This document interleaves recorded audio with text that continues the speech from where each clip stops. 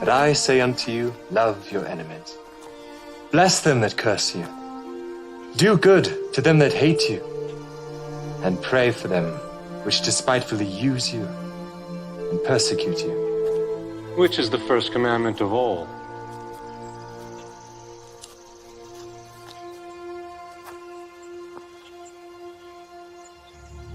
Hear, O Israel, the Lord our God is one Lord. Thou shalt love the Lord thy God with all thy heart, and with all thy soul, and with all thy might, and with all thy strength. This is the first and great commandment, and the second is like unto it. Thou shalt love thy neighbor as thyself. On these two commandments hang all the law and the prophets. Master, thou hast said the truth.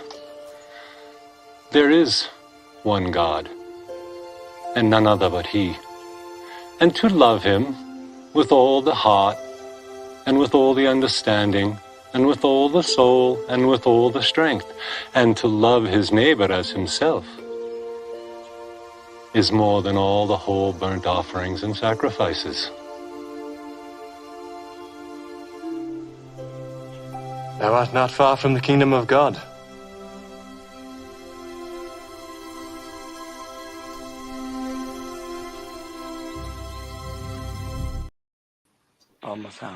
Him, me, Michael, Vicky, you guys, same age. Not far from the kingdom of God. If that's how we think, brilliant. Brilliant. Amen. Everybody all right? Yep. Oh, groovy. Good. Yeah. Groove Rider. People in chat. There's five watching. But let's say hello to chat, which would be Miss Maud Queen Bee. Hello. Michael Khan. Yo, Mickey, come here and give me a big wet liquor kiss. Hey, Mickey. Babe. Babe. Yes. Sergio was commented before me. Oh, but it didn't go up as far as that. I did think there was something missing, but I couldn't get up as far as that. Yeah, it was Sergio. Yeah, he said it was intriguing, didn't he? So hopefully he said, I'm intrigued, bro. We'll stop by. Excellent. Cool. Well, what it is, it's just this TV made thing for the Book of Daniel. Now, I know we could sit down and watch that as a watch party, but because it's a TV thing, it probably get, I don't know, if it get copyrighted, taken down somehow, I don't know. So I want it to be a watch party, but we'll need to stop now and again to say something just so it's transformed a little bit, just in case, because it's basically a movie. You know what I mean? An hour and, I don't know, 20 something, an hour and half long. So, I mean, if we don't get through it, say we get through the next part next week or whatever, but it'll have to be minimum talking because, well, it'll have to be some talking so it's transformative. Because I don't want your result talking anyway, so. Sorry? It's your result talking. Oh. No, we all talk. Can I, right, because you were saying hi to everyone and then you got distracted. So, I know. Hi, Sergio, Michael. It's hello. Because he said he was intrigued. Yeah, Sergio, Michael, Jim, Good to see you, bro. What? The best Anus around. What? Mike Van Dyke. Oh, okay, you're reading them. I thought I was reading them. Okay, fine. And Barry Ross. Hello, everyone. Vicky started the first proper stream last night, and now she just takes over. You know what I mean? Our stream did well, actually, and bless you guys for turning up to it. You know what I mean? What? It was really good. Like, I loved it. And when I woke up this morning, I already had 60 views, and that was up from 6 got hours. over 100 now. Oh, that's amazing. See what I mean? My live's not even get that. My live's something struggled to get 100. Michael, I got a subscriber who popped in chat, and it was Brian Stavely. I know. He was starstruck. Yeah, and I was like, what? I was like, why? What's Brian doing on my tiny channel? Mm-hmm. Well, that's it. That's Barbara, though, isn't it? Tiny. Michael's is tiny. And Brian's got what, 15,000? It's not about the amount of stuff you got. It's about the person it is. Brian Sound. He doesn't think yourself above people. He just wants the truth out as well. Yeah. You know what I mean? So yeah, I was kind of surprised when he came to my channel, but you get used to it. But on Nathan Oakley, when Nathan Oakley decided to promote me, I'm like, wow, I didn't actually think he would like my stuff to do that, because he does pop in now and again and have a little watch and that. He doesn't stay, obviously, but he must like it a little. It must intrigue him a little bit what we're talking about before he's ready to promote it. I know it was a favor. I know someone said to him, look, can you, because his channel's doing all right. But he obviously said, must have had, he had a look, he likes the things that we do, so. Yeah. Also, like last night, because we were talking about some totally different stuff, do you know what I mean? Mm-hmm. And it was just nice, and it just, I don't know, it felt like we were all just having a good chat and talking, and it was, and like at one point, Michael had 15 people in. 15. I only had like 58. You haven't spoke about Flat Earth, have you, on your channel? No. So you'll not be hitting like restrictions. No. Well, that's it, yeah. Because, like, yeah, someone, when Roger came in and started talking about Flat Earth, and Barbara went, Roger, we're not doing Yeah, Flat no. Earth. And he's like, oh, yeah, it's not, sorry. Yeah, no, it's not. It's like, and we said to everyone in chat, if there's a topic you want to talk about, and bring it up. Do you know what I mean? Like, just so it's a bit different to everybody else's. Mm. So, yeah, it's a good thing. It'll be good. It's a good series. It'll be a good series. Aye, I liked it. Sorry, guys, I'm eating at the same time as doing this. I was running late for everything because I went to get a haircut. But yeah, so I was a bit starstruck by Brian being in my chat. So good.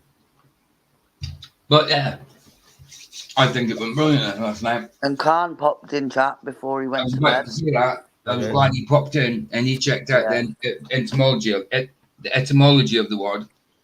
And Barbara was absolutely right. What reason whether I was still up at that time? For some, I don't know if I've been talking to my mama or something. Aye. And it just went to prove that Luca only, well, we knew he did because he came back in 10 seconds and said, oh, that's not right. That's not where it comes from. I've just researched it. What, you researched it in 30 seconds? That's brilliant, dude. That's brilliant. You mean Google? Well, It's religion, Michael. ChatGPT is into now. He pays for it as well. Oh, wow. Ridiculous. But no, it was good. So thank you everyone that turned up. I do. I thank everybody as well for being loyal as well. You know what I mean? All our guys turned up. Amen. Yeah. Amen to that, man. Amen to that. Right. Let's get on with it. Let's do it. Like I say, I want it to be a watch party, but I'm gonna have to stop it now and again because I don't know how it'll go because it's obviously been seen on TV. This one. If we get stopped, we get stopped. It's one of them. We'll get a try. I just don't know how these things work. You know, when it comes to music, it's a bit different from this. So I just really don't know. Just disclaim, like, you know, you don't make no money. It's not your content. We're just covering it for purposes of learning. That's it. Well, exactly what Michael said. To anybody who's listening, that's exactly what we're doing. You know what I mean? We're just covering it. No making no money from it. There's no sponsors, nothing, no money at all involved. It's just doing it for purposes of education, getting the truth out there, I suppose. And it's to it's a bit transformative as well. You know, it's not just to directly just take from it.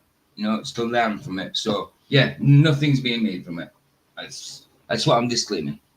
Thank you, YouTube. So yeah, the Book of Daniel is from 2013. Says Christian movie.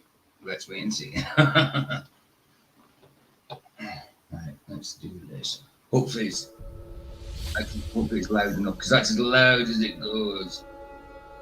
Where'd you get it from? This off YouTube? YouTube, yeah. I think it might be alright then. Babe. Yeah. Yes. It keeps roboting for me a lot, so if I'm quiet, it's because I can't, like, and it'll freeze and stuff. Okay. Right. Okay. Right. So I'm just thinking, do we do big and us at the bottom? Yeah. But do we even need to be on? We don't need to be on actually. But if we go to talk, we'll come on, yeah, so we can see ourselves. Right. That's a good idea. So we'll watch it without ourselves in it. so you guys can see the full screen. But if we go to talk, I'll bring this up. Yeah? Cool. Then we've got full screen then, haven't we?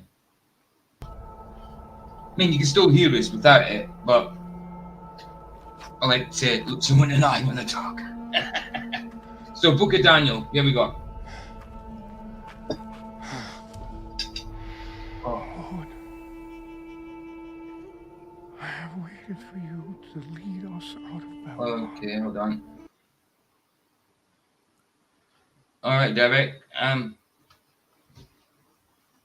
Okay, yeah, whatever you say. Love you both very much. Love you too, man. For I was just a boy when I came here. Is The it? generation which offended you Is it low? passed Can, away, can people in the chat hear that? and now their children's children It's as high as it goes. Quiet. to see a home is. they have never known. Let me see if it's louder on sharing it on the thing quickly. 2 secs. I hope I've got it in my watch later list. 2 secs. Should have.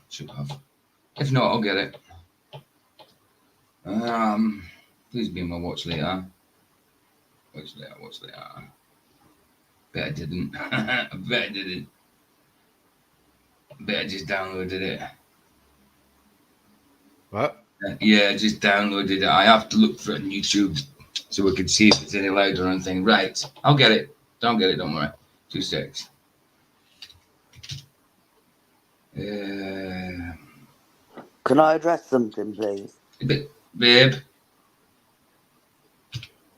Yes, as long as everything's cool, there's no arguments or anything like that. I don't want to argue, not at all. Right, go on. But I don't. When you call me perverse, I'm gonna come back and I'm gonna say things. And look, Derek, I love you. I think you're brilliant, but sometimes your actions aren't what they should be. And You're a bit irrational. I'm sorry, you're a bit irrational. And to tell me that I'm perverse because I hold on, babe. Hold on.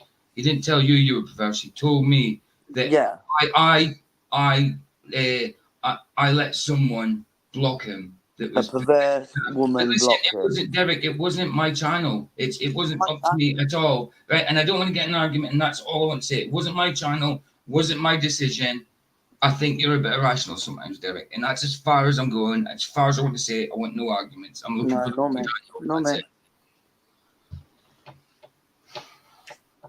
Is this the right one? Yeah, I think this might be it.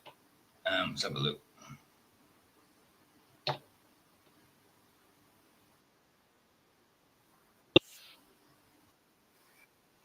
Yeah, I've got it. It's a bit louder. Right, so let's share it instead. Let's share it instead of video file in it.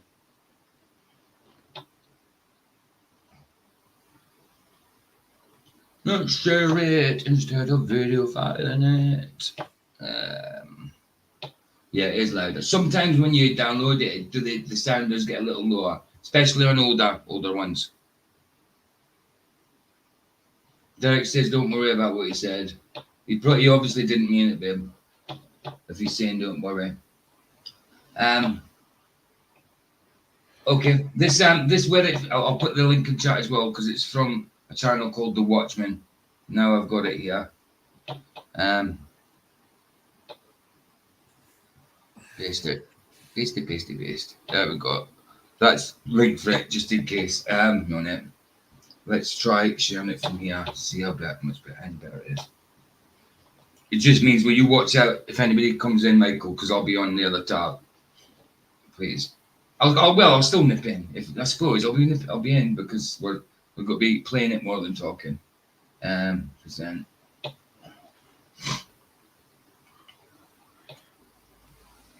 Right.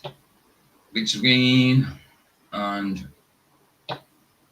big volume. Most louder.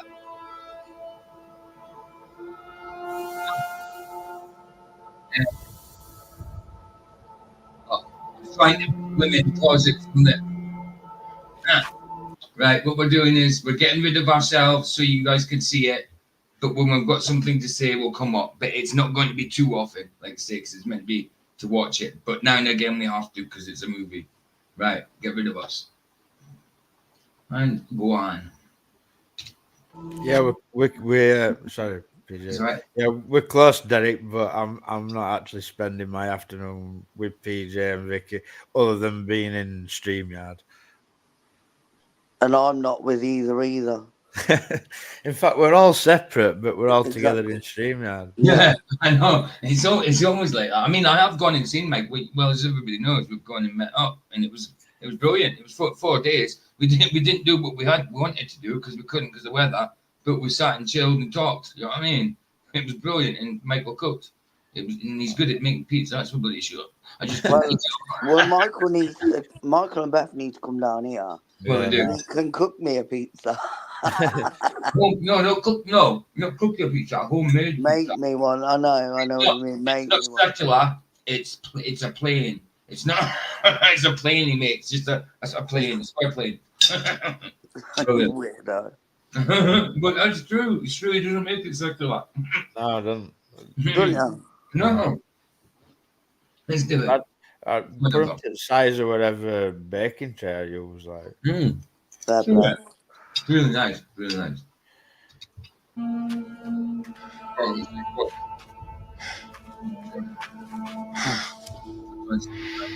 Lord, I have waited for you to lead us out of Babylon. For I was just a boy when I came here. The generation which offended you has passed away. And now their children's children yearn to see a home they have never known. You have spoken through your prophet Jeremiah. When 70 years are completed for Babylon, I will come to you and fulfill my gracious promise and bring you back to this land. My heart grows with excitement that now that time has come.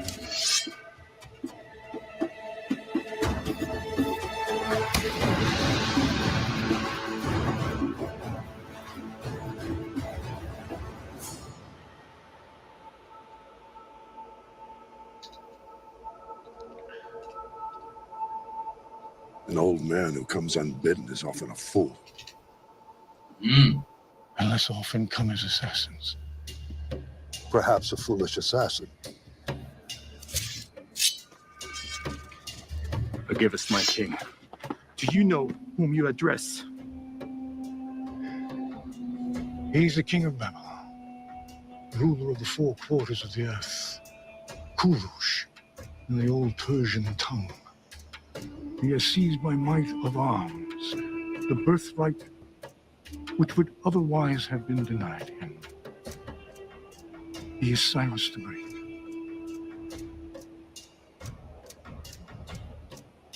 Oh.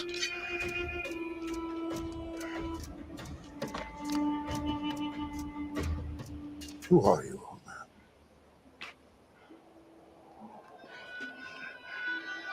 I am Daniel, of the tribe of Benjamin, made captive nearly 70 years ago by Nebuchadnezzar.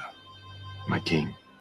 The guy with the hair there, the white hair there, isn't he in Alien? He's the one from Alien. First Alien, 1979. He was the android. Yeah. He was the android. Yeah, it's the dude.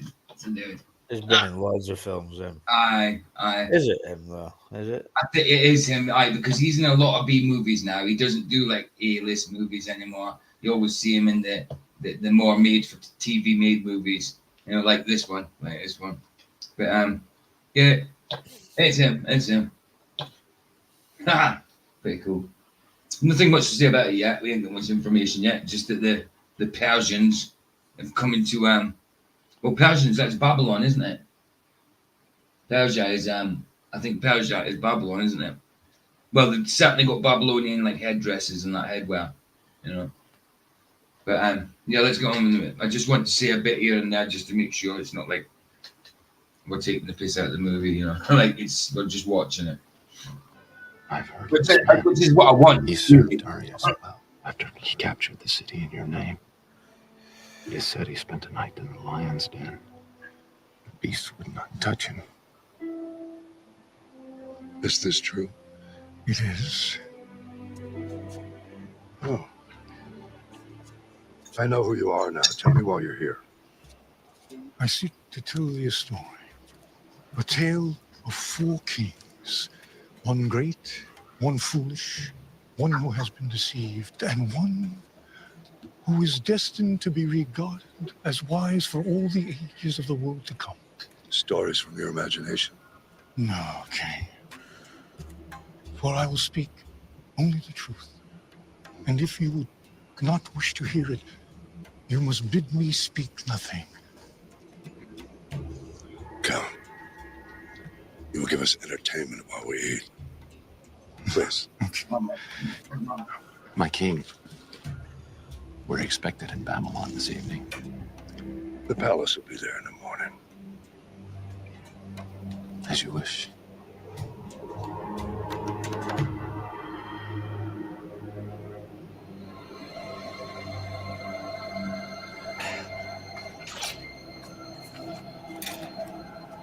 Yeah.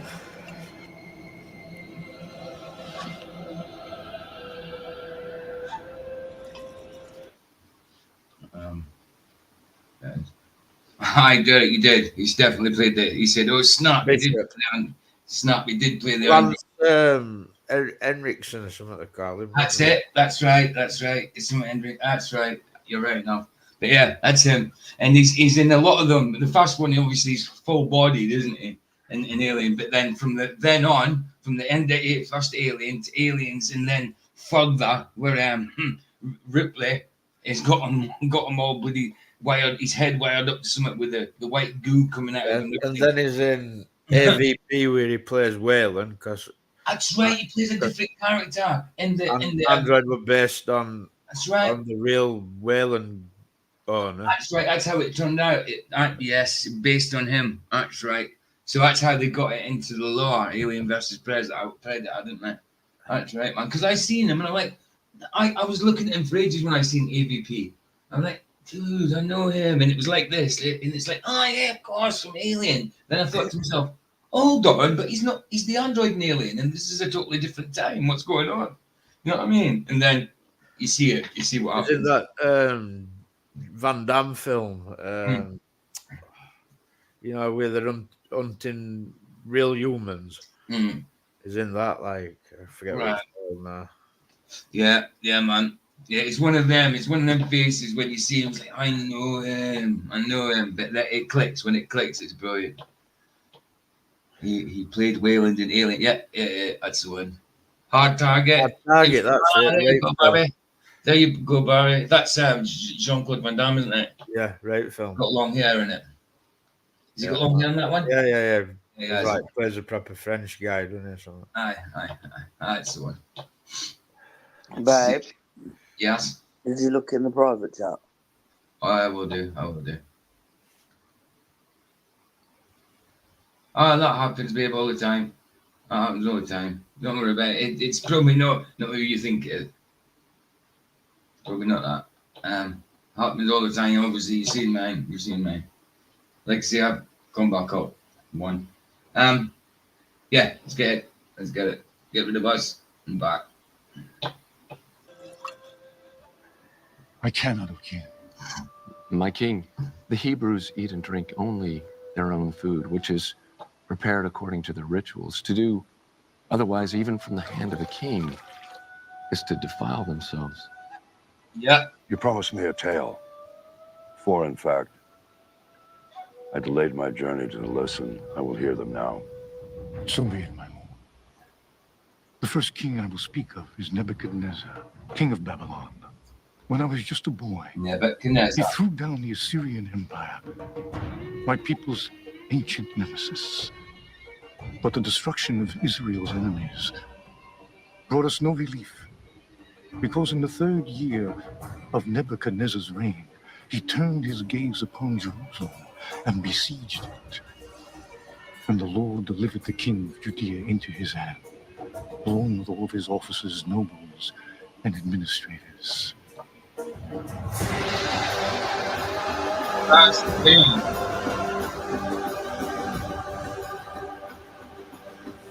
We, the exiles, arrived in Babylon. Nebuchadnezzar ordered Ashpenaz, his chief eunuch, to select some of the Israelites from the royal family and nobility, young men without any physical defect and showing aptitude for every kind of learning, one of whom was myself.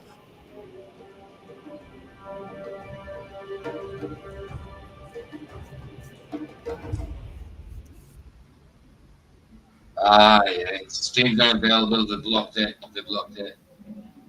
Have they? Aye, stream's only available. They blocked it. I can see it's on the other side. It's blocked. Why? I just copyright probably. It'll come back on once I stop playing it. Let's get rid of it. There we go. YouTube, stop playing it. Get the thing back on. See if you look on YouTube, it says stream suspended for policy violation. Right, YouTube, we stop playing it. Come get us back on. Hurry up. Get us back on. Can't believe it. I know. We'll have to do something else. Come on, YouTube. Hurry up. Get me back on now.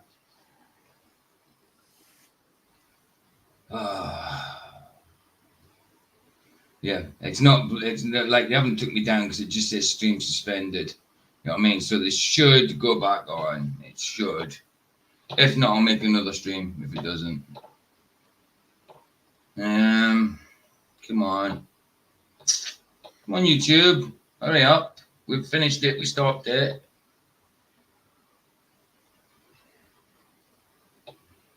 Come on.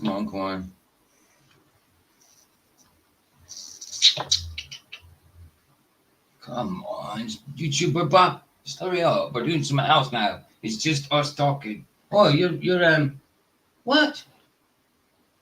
How come I'm seeing your avatars in squares? I can see Vicky's is a square and Michael's is a square. Wow. What the hell? Oh, it's because I'd clicked on it. Wow. Okay. Come on, YouTube. I'm blimmin' still going. It's just hurry up. Right, thank you. Here we go. I think we're coming back. There, are we? Are we back? No, we're not. No. Come on.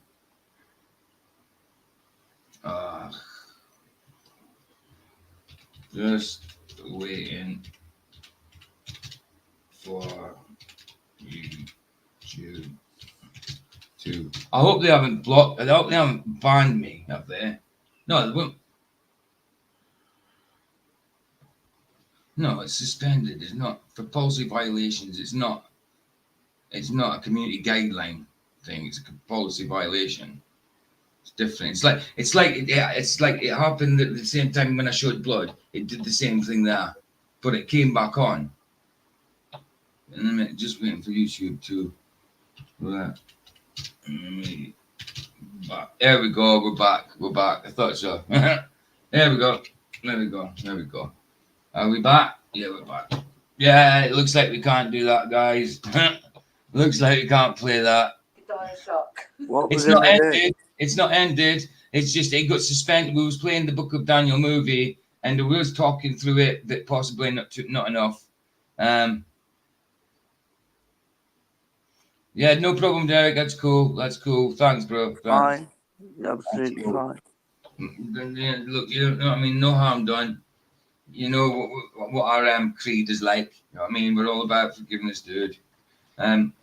Absolutely. So, what shall we do? I'm going to have to welcome a watch later. Let's see what we can do, guys. See what we can do. Sorry about that, though. I thought we might get away with it. I wasn't sure. That's why I was saying we should talk through it, a little bit. But yeah, it was worth a try, guys. It was worth a try. Surely we can get something on the Book of Daniel, maybe, but it's not a movie. Surely. Let's just see what's in my thing first. My what's later list. Sorry about that, mate. I was looking forward to that. Yeah. The most mysterious mountain in the world, because people went missing. We discovered dark oxygen on Earth. Breakthrough explained. Ha! Yeah, right. That'll do it for an extra video someday. It's only 15 minutes. 9 evident signs that there is evil person. Oh yeah. That's one that Barbara wants me to watch. Who's that? Oh, hold on. Explaining the unexplained. Geology, chemistry, physics, history, the odd demand. So asking anything. Mud Fossil University. What could do him if we wanted. Done that. I need to get rid of that. Oh, we finished that. The Book of Giants. Yeah, we finished that. So I can get rid of that. Remove watch list. Oh, yeah, it's only 10 minutes. We have translated Genesis 1 wrong all this time. No, I'm not putting that on. It's only 10 minutes.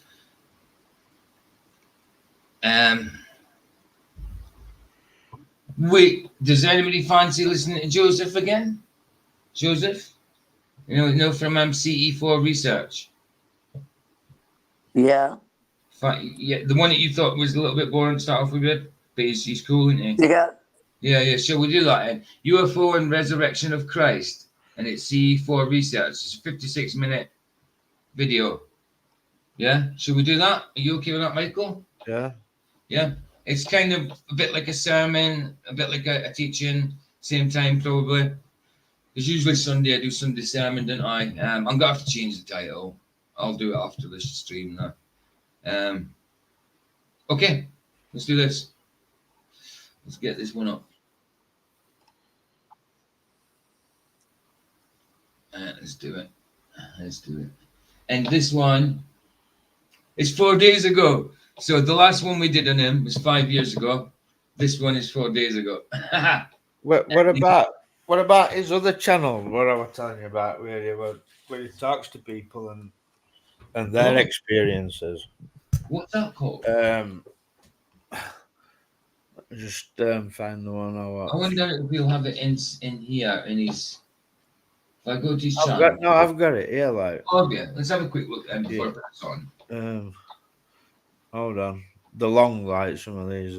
I'll just send you the channel link and you can pick one. Like, but. Yeah. Hey, Jono, good to see you. All those knives, dude. Yeah, it was all those knives.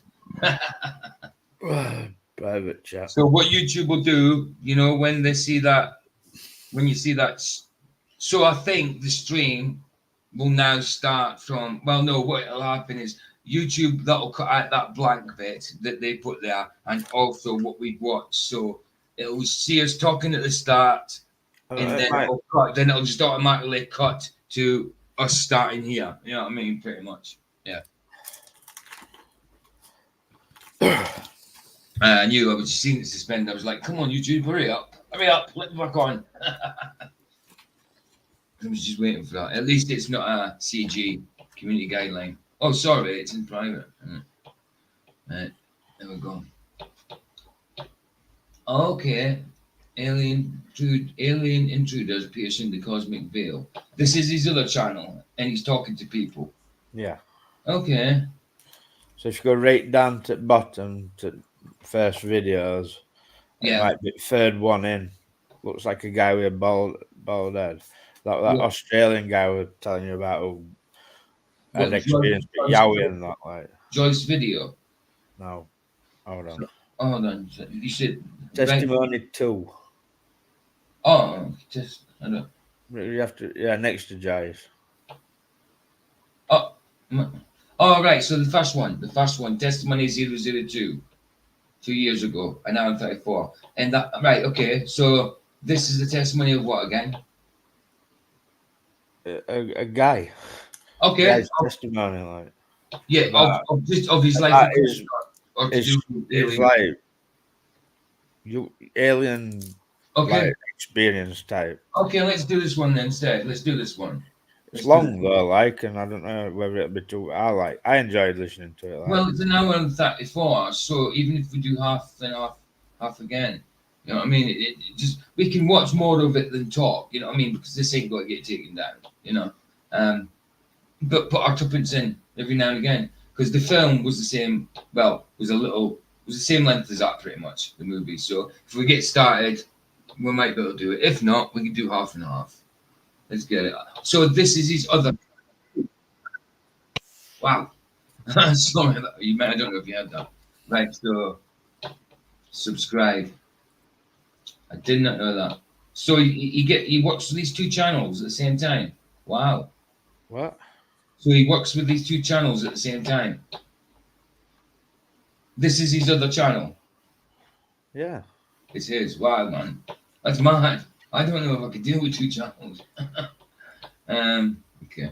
Yeah, but like a lot of stuff's just his talks that he's done over years that are uploaded and stuff like that. It's not on Well, yeah. phone, like, you know. I see. Yeah, I get you. I mean, I think it's good to have two channels, but if I had loads of different kinds of videos, I suppose, I would think I would just separate them within mine. I don't know. I'm talking crap. Babe. Yes. Mike Van Dyke is backstage. There he is. Right, there you go, bro. Hi, Mike. Hi guys. Hi PJ. Nice to see you guys. Good to see you, man. Yeah, we tried to do the Book of Daniel, but you seen it, didn't you? Yeah, I always got problem with your live stream because it always stops. You know, like after 5 minutes, it stops. Your video is not ready or something. It tells me. Oh yeah, no, it was because I was playing the Daniel movie, the Book of Daniel, and it was a TV movie. We was talking here and there, but they obviously took it down. Oh really? Oh man. It's weird because it's on YouTube anyway. I just don't get it. It's maybe because I'm doing it live. I don't know. I don't understand how people can put it on now.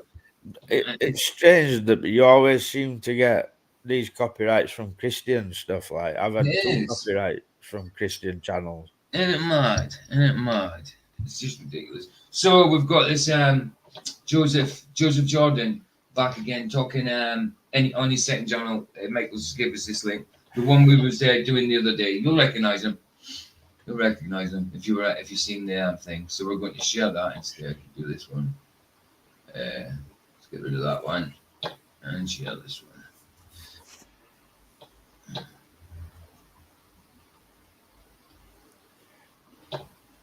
Right, so look at this one's really loud. I'm sharing. Yeah.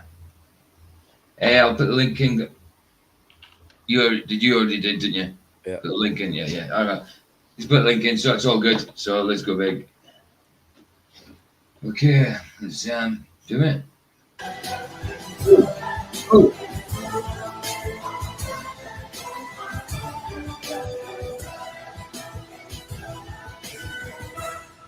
That one's louder. Hello, everyone. Joe Jordan here from CE4 Research Group, and welcome to the Piercing the Cosmic Veil show. We're perfect. We fit perfect down at the bottom now. We can stay there. Yeah, it's good to see this guy, man. He's brilliant. I think he's brilliant. His testimony was amazing. And he came and reached out to the channel and emailed me. I've got his email address. He says we'll set up something at some point. So I'm waiting to hear from him, man. He's brilliant. He reached out and he thanked us for reviewing his video, even though it was from 5 years ago. It was like, it's brilliant. Let's do it. We are a YouTube show that interviews people from all parts of the world that have had their lives destroyed and turned upside down from their opening of doors or dabbling into areas that God warns us to stay away from. Areas such as divination, channeling, alternative healing practices such as Reiki, mind-altering drugs, the occult, the paranormal, New Age and metaphysical practices, and even the UFO alien abduction phenomenon. Areas of study that have led them away from the one true God. But we also show how they become free from the horrors of their experiences through a personal relationship with Jesus Christ. And the personal relationship with Jesus Christ is always the most important thing. That's what I'm just going to put in there. Always. For those of you that had the opportunity to watch our first inaugural show, you might have seen that we had a number of co-hosts that are going to be helping do the show as we proceed in the future. Tonight is just me doing the hosting of the show. I have a guest on. But some of the comments that came from the first show was we had a longtime follower that asked, who are these new people with CE4? And what is their background? And, you know, how did they come to be involved with CE4? And I thought we'd start with that today and in this show. And you saw Mick, who you see here now, is part of CE4. He was a co-host on the last show, and I figured we start with him, and we're going to discuss his background and experiences that he was involved with and what brought him to his association with CE4 Research Group and how he's going to be helping out with us. So welcome to the show, Mick, and take a moment and introduce who you are, where you're from, a little bit of your background, maybe your profession. So we're going to treat this as an investigation. You're an experiencer, and we're just going to capture all the information we can so that anybody else out there, our peers in the research realm, will be able to look at the things that you were part of and come from, to be able to maybe associate that with anything else that they're doing in their study.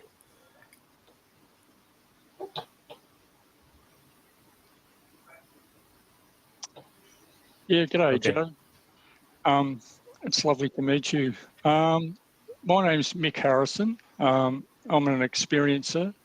I'm 59 years old. I grew up in a little country town called Longwarry in Gippsland, Victoria. I currently live in Melbourne, Victoria, Australia. This story I'm going to tell you today is about how I had an encounter in a very isolated property up in Gippsland, in an area where I lived and worked.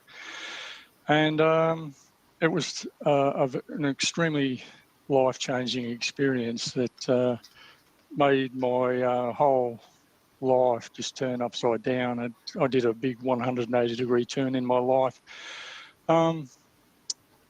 So there's a bit of a lead up to this story. Approximately 27 years ago, before my son was born, I stayed in Melbourne overnight in a friend's place, and we we got up in the morning and we were driving home. I had to drive back because I was in the Country Fire Authority, and I had to do what they call a radio sked. And on the way home, I'm driving down a street in Melbourne with my wife at the time, and I look over to my left and I see this black UFO, and I'm right into aviation. I'm a private pilot, and I've been, flying on and off for years, although I haven't flown for years. And I'm very aware of, different aircraft, you name it, jets and propeller-driven aircraft, balloons, rockets, bombs or whatever.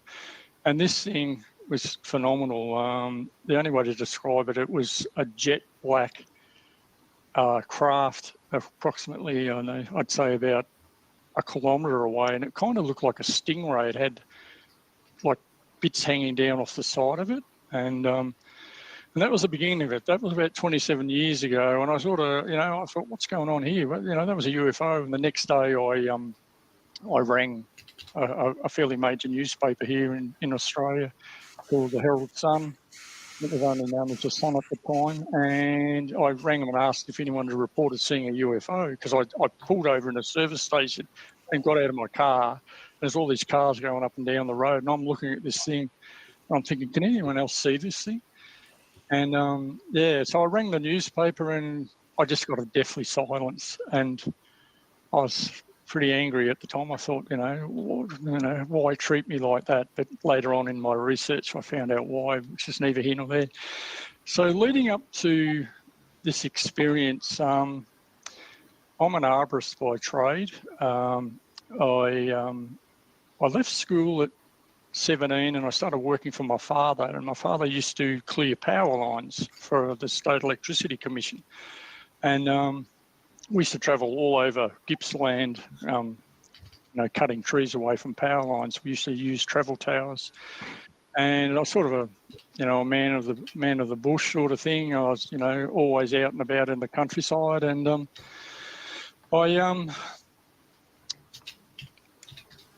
I worked in trees for years and years and years, and I become an arborist in 1995, and so I was, I'm well versed in trees, and this job we had to go up and clear a gentleman's driveway up in the Strzelecki Mountains, and I was like my company was based in Druin, and we had to go up to a place called Yarragon South. Pause it a minute, Anyone Pete, from yeah. Australia will probably be aware of this place. Go on. Have you seen what Jim says? His experience is from 10 minutes from my house. All right. His experience is from 10 minutes. Oh, no. Okay. Isn't that a quinky dink? Yeah. That's mental, man. It's mental. Sorry, I didn't see that. I'm changing the description and the name of this stream because obviously it's not Book of Daniel anymore, is it? So yeah, I didn't see it. I didn't see the chat. That's good, man. That's good. It's mad how things work sometimes. Little coincidences like that could be God incidences, maybe. That's brilliant, man. Sorry, I'll be with you in a minute. I'm just sorting this out. Oh, I need to be on the screen. This one. And we'd been to this property several times beforehand, and there's neither here nor there. It was just another client, where I worked, and it was a sort of a semi-isolated property. It was in amongst eucalypt plantations, and sort of it was semi-remnant vegetation. So a lot of it was natural bush with eucalypts and dogwoods and wattle trees and things, and so it was sort of just sort of a semi-isolated property. I had two guys that worked with me. One guy was working with me for years, and I'll call them Bill and Ben because that's not their real name, because I don't want to utilise their real name. Later on we may do, but I won't at the moment for their protection. And Ben was, he was my apprentice. He was an adult apprentice. I was over here in Australia, you can be an apprentice, right from when you leave school, or if you're, say, around about 25 or whatever, you can do an adult apprenticeship. And the other guy, Bill, he was with me he worked for me for about 21 years, and he come along on this day. Now, with Ben was pretty switched on young bloke. He was a good worker, very reliable, didn't drink. And we went into this property, and we'd worked there before, and had no hassles. And anyway, while we were working there, Ben come up to me in the afternoon, and he said, "Mick, there's something wrong. I said, "What's the matter, mate?" He said, "Oh, down near the water tanks." He said, "I don't know, I've got this creepy feeling, and I just don't feel right." And I kind of looked at him, and I thought, that's weird, and I'm going to be really honest with you, Joe. I thought nothing more of it, I just thought, oh, well, he's probably just having a bad day. And I sort of never really thought any more of it. That was, about as far as it kind of went. And I said to him, look, come up here, Ben, and just work around us. And then I went down there, and I'm, looking around, wondering what was, bothering him. And I thought maybe, I don't know, I just didn't have a clue. So I just shrugged it off and never worried about it.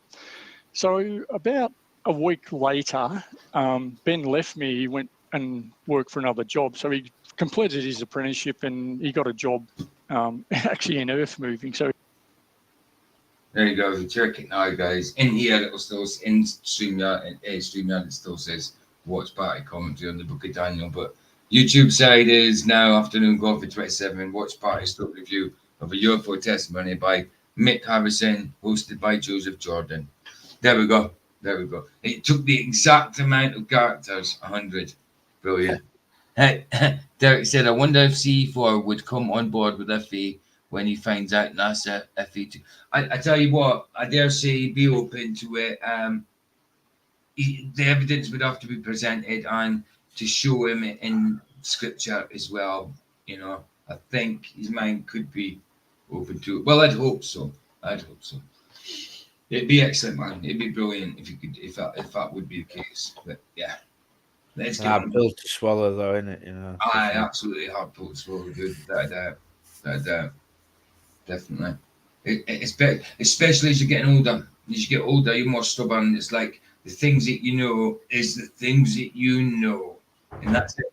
And that's it. You know, you're stuck in your ways. You know everything you know because think you've experienced it when you haven't. You know, you just got taught it, indoctrinated by it, the same as us.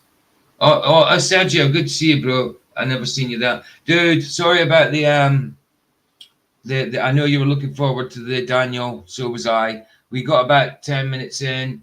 I didn't do too much talking through it. It was meant to be a watch party. They stopped the stream. They suspended the stream until I stopped playing it. Hi, Sergio. Yeah, it's sorry about that, dude. I was looking forward to it as well. It would be grand, mate. It would be grand, PJ. Pilots are trained to fly over flat and unrated aircraft. That's exactly right. Exactly right. That too right, man. And like I say, he's intending getting back in contact with me. So I dare say he was on the when we did the second part of his video of his live, the live it was about him last week. He was in the live chat. And then he got my email, and I've got his email now, and it's just waiting to sort something out. We'll wait and see. I know it is unfortunate, dude. It is unfortunate. I was looking forward to it too, but they took it down, bro. I kind of was expecting it. That's why I called it a review rather than a watch party, rather than just watching the movie, because that was more likely to get taken down. But yeah, we're doing this. This is Jordan, Joseph Jordan, not interviewing, just talking to Mick Harrison, an Australian dude who had experiences with UFOs. So let's do this. And it's long, so can't talk too much, dude. Can't talk to you guys. Yeah, Date says, see if I didn't know we had FE. I don't know if he'd have listened. If you listened to all what we talked about, he must have heard us talking about FE because we did bring it up. Yeah, I did bring it up. I think he does know. But like, if we do talk to him, it's not going to be a flat smacking, like. Oh no. It's talking about what the stuff that he does and that. But I'll certainly talk to him about it. But the first of all, I'd be open and say, just so you know, we are flat earthers. Like, absolutely. And we believe that the biblical cosmology, the Hebrew cosmology, is flat. As how it presents it in the Bible. You know, we would say that for sure. Right, let's get on with this because it is quite long. We might do it in 2 parts. We'll see. We got out of trees after all that time. And so a fortnight after that event, Tim and myself, Bill and myself went back to this property. So I'll just start the whole day, how it all come about. So I got up 6:30 in the morning. It was just a normal day, and I had breakfast, jumped in my Toyota Land Cruiser and drive down to the shed that we have where we used to store all our tippers and chippers and travel towers and stump grinders and things. And I got to think about this, and I said to Bill, look, we're going up to Yarragon South to do a job up there again. And he said, yeah, no worries. So I said to Bill, I'll head off earlier and I'll just see you up there. So I jumped in the Toyota and away I went, and it was probably I guess about a half-hour drive up to the place. I drove up there, and I got there around about 15 minutes earlier than Bill. And so I pulled up and I opened the gate and I drove into the property, and the owner wasn't there. The owner comes from Melbourne, although now he resides at the place. But he was a Melbourne resident, but he owned this property. And I pulled into the place and I pulled up the Toyota over to the side of the track so Tim could come I'm just going to call him Tim. So Tim could come into the place, and I all of a sudden started to begin to get this feeling of being watched. Now, I'm a ex-hunter, right? And there's nothing in Australian bush that scares me, other than snakes and spiders. We don't have overly dangerous animals other than crocodiles, and they're up in northern Australia. We have wild pigs, but they're not around where this property was. We have deer that potentially can attack you in the rut, but all the deer in Australia are introduced and there's no deer there. And so here I am, I'm beside my Toyota, and I start unpacking all my gear, getting out the chainsaws and refueling them and sharpening them, waiting for Tim to come up. And this feeling of being watched was overwhelming, right? And it got to a point at one stage where I felt it was almost physical. It was bizarre, right? So here I am, and I'm going about my business, but I'm sort of looking around, and I'm thinking, what is this? And in my mind, I'm looking around up in the trees for a wedge-tailed eagle or a hawk or a fox, and none of these things are going to attack you, but I just felt that I was being watched. And every now and then I'm looking around, but every now and then I'd sort of look to a certain point up on a bit of a rise, a bit of a hill. Ooh. And when I'm talking about this bit of a hill, it was only maybe 50 or 100 meters, sort of. It wasn't looking miles away. And there was like all just trees and bush and shrubs and things, but there was this black thing that just I kept looking to. And then I go about my stuff and I look back and I'd scan around, but just I kept getting drawn to this one spot. And then next minute I hear the truck coming up the hill, and here comes Tim. So anyway, he pulled around and I guided. Sounds like the thing it sort of said, like, you had a feeling that something was there watching or looking, even though you can't properly see. You get that feeling, don't you? If you're alone in the dark or whatever, even if you're walking the street and you know they're back, you get a feeling that someone's watching you. And sometimes you look round and there's somebody watching out the window or something like that. You know what I mean? Or intent, like you said, with like a stag or whatever. If you're going to shoot a stag or to hunt, stag. That video I did at Uber stand. Yeah, that's what it's like up there. Like you feel like you're being watched. It's quite strange. Like, I'm gonna watch it again. Yeah, it's been a while. Can't help but think like there's some devil worshipping related up there, or something like. It's quite popular with ghost hunters, like that area. So there's something to it, Of course. Yeah, like saying when you were saying about the stargate, you can have that stag or deer or whatever in your sights for 20 minutes, just being quiet, following it, stalking it. As soon as you go to pull that trigger, it knows in turns. I mean, you might catch it, but it feels the intent. It feels the intent, and it turns after you stalking it for 20 minutes. At any time you could have got it, but at that point when the intent I've had that feeling of being watched in loads of places. It's a feeling that many people feel. I think God gives that as a gift. Like I've had it, and probably then even been out there watching me that I've been aware of. Like, but you still like get that feeling, like that prickling on the back of your neck. It's like it's a strange feeling. And even like you say, if there's nobody out there watching you, but you feel it, then that's still a gift from God. Like it's giving you an instinct of, ooh, you know what I mean? Maybe I need to get out of here, or maybe I need to get ready to fight, or maybe I need to get ready to defend. You know what I mean? It's something. It makes you aware, and I think it's the Holy Spirit. You know what I mean? Waking up your instinct, like you might need to do something here, or not. You know what I mean? You might need to walk away. Yeah. This is something that I learned in life. Either you run from it or you face your enemies or whatever you see. Whatever is in you. And I learned from that. I was a lot of time outside, and yeah, you learn this. Your feeling, your gut feeling. You get this. Absolutely. And I was taught to not trust it when I first came to Christianity. Don't trust that at all. That's just your feelings and all that. No, not that. That's the Holy Spirit, you know. And I do agree we don't trust your feelings, your emotions. That I do agree with that. I do agree with Yeah. that. And if you get older, you learn it. You know how to get around these things.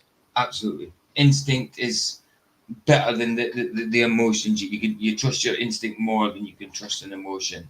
That an emotional leads you down the wrong path. I think. Dependent on circumstances. Okay, let's do this.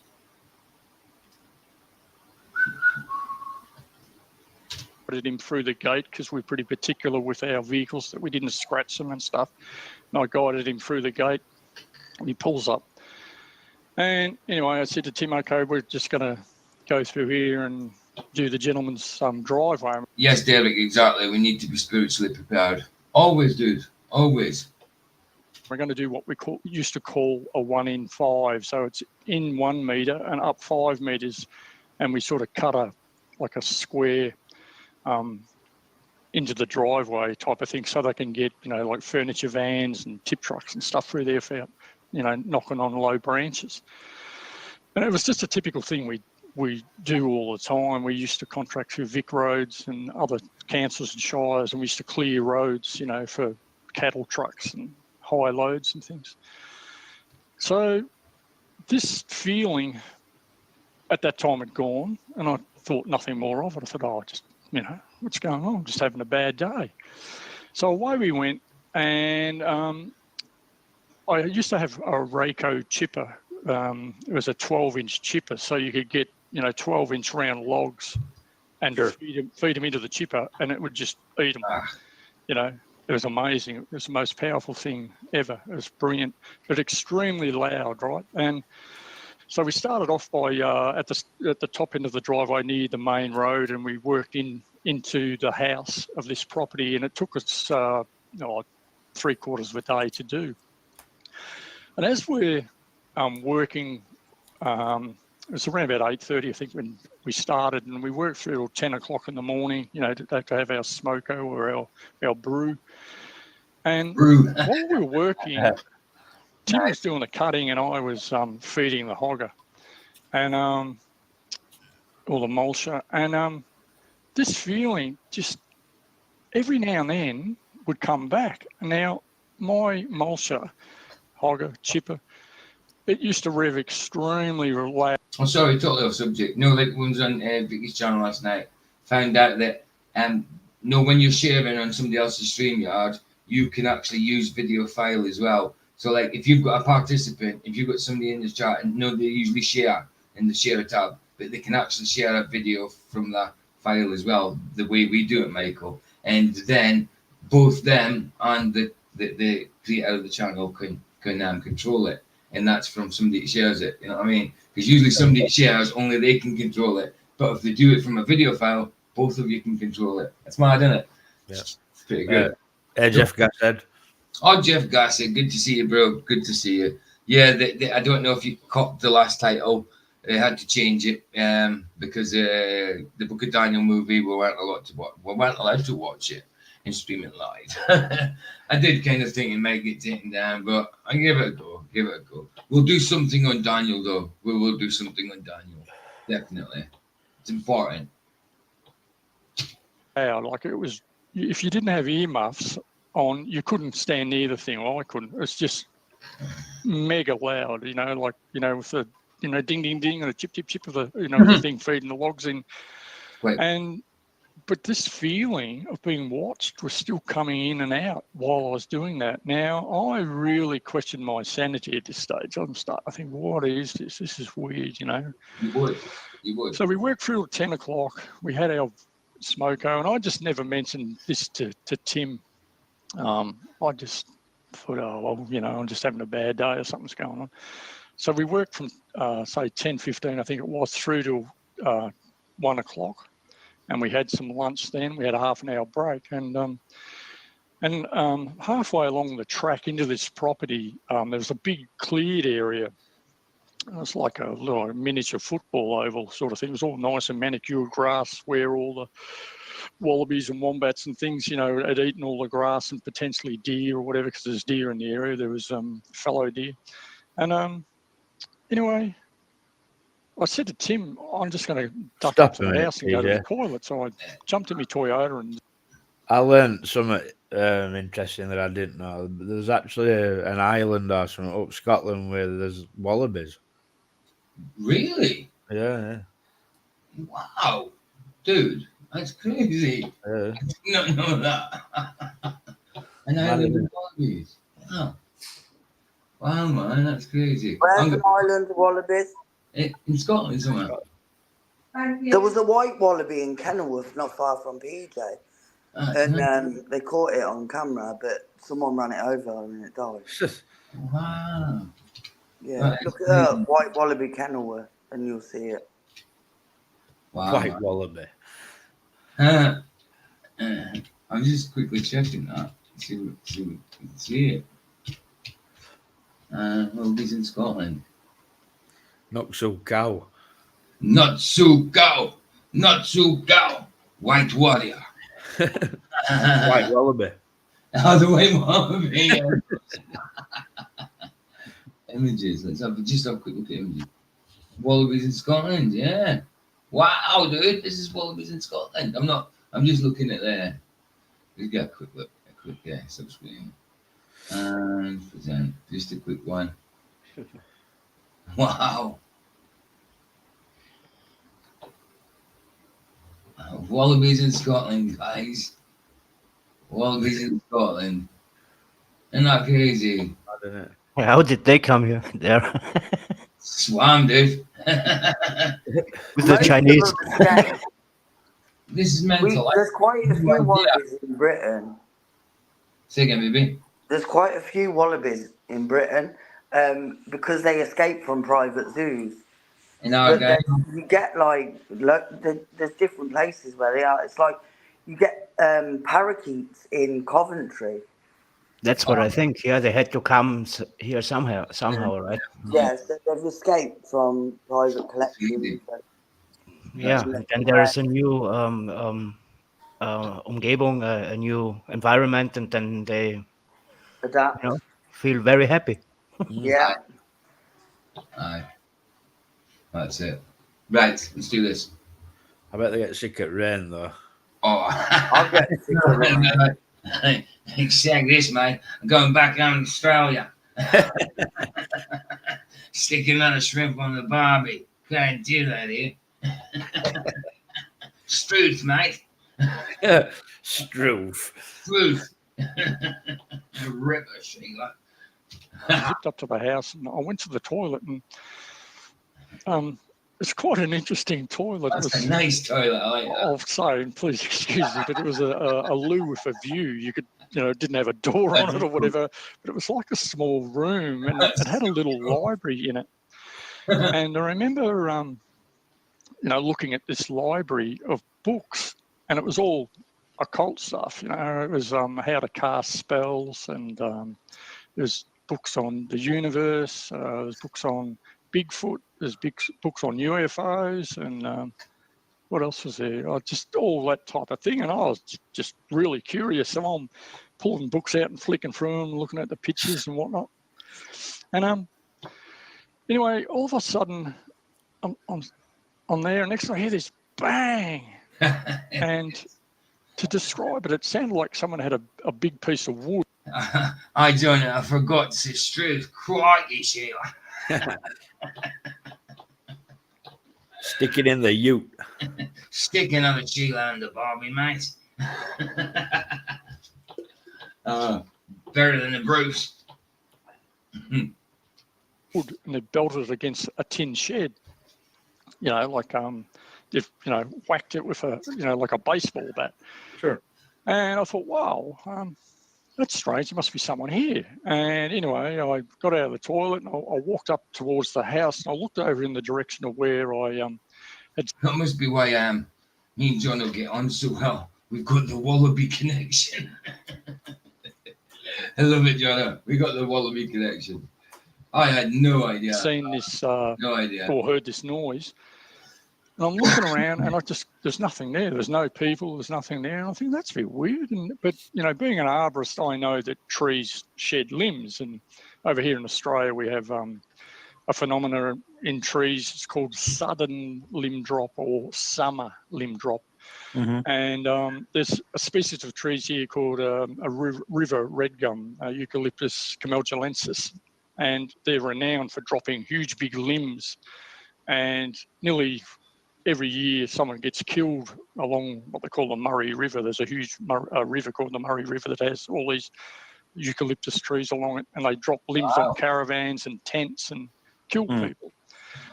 And anyway, I'm looking at where this noise was, and there's a little, like a chook. Big branches dropping off the trees. That's a crikey situation. Struth, mate. Crikey, look at that branch, mate. What you talking about? What you talking about? Looking at it, oh, well, maybe the tree just dropped a limb, thought no more of it. So I jumped back to my Toyota, go back to Tim, and away we go. And we worked through to around about 3:30. And we finished the job, and I said to Tim, all right, we'll go up and unload the mulch out of the tipper. So we drove up, and there's a specific spot where the owner wanted the mulch dropped. And anyway, so we unhooked the chipper and we're dumping the mulch, and all of a sudden I hear in the distance, I hear this helicopter. And I'm right into aviation. I'm listening and said, oh, that's the Dauphin. That'll be the police helicopter, because it's got a very distinct noise. It's got I think they call it a Fenstrom rear rotor, and a very, very distinct noise. And anyone that's watching, knows about aircraft. There's certain aircraft that just have really distinct noises that they are, like a Cessna 337, which is a push-pull aircraft, and they just have a very distinct noise. And I'm right into it. So, sorry to quickly interrupt. No, when I just said, "What you talking about?" That's from a YouTube cartoon, Australian cartoon. Harvey introduced me to years ago. It's Sassy the Sasquatch. It's I've seen it. You've seen it. I'm just going to put a quick filling on in it. And it's it's mad. That's why I just got the "what you talking about" from. So you knew what I was talking about when I said that, because they say that in this. It's it says here the Big Les Show. I don't know if that's what it's called, isn't it? But I'll just quickly put on a few things, a little bit of it. 3 minutes long, this one, but I'll just put on a little bit, just quickly. Sorry. It's just because it reminds me of it. Yeah, Big Les. Sassy Sasquatch. Sassy the Sasquatch. There he is. Get away from him. Do that. Make it big. Have a quick listen to it. Got a right beak on him. Aye.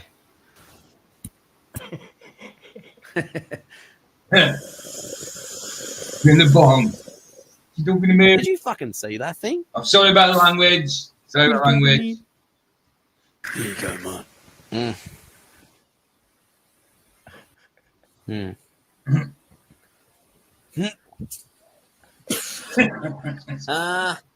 Fuck shit. Oh, you drugger. You drugger. Fucking teach him to shit in my mailbox. Right. Sorry about that. Sorry about the language. I just wanted to get to the. What you talking to me? I really wanted to get to the Sasquatch bit. There we go. He's afraid. You all right, mate? Oh, freaking out. Oh, quick, have that, mate. Yeah, you now. What are you talking to me? What are you talking to me? Doing your fucking drugger. That's it. It's enough. Just doing this. Too much swearing in it. I forgot about that. Sorry about that, guys. But I just thought it was funny. I was into it. Just when I said that, it reminded me of that. But yeah, sorry, I didn't want to play too something much. to love.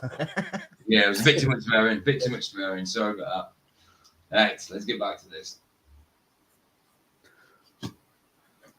It just because it came to my head when I said that, I thought, I've got to let people know where that's from.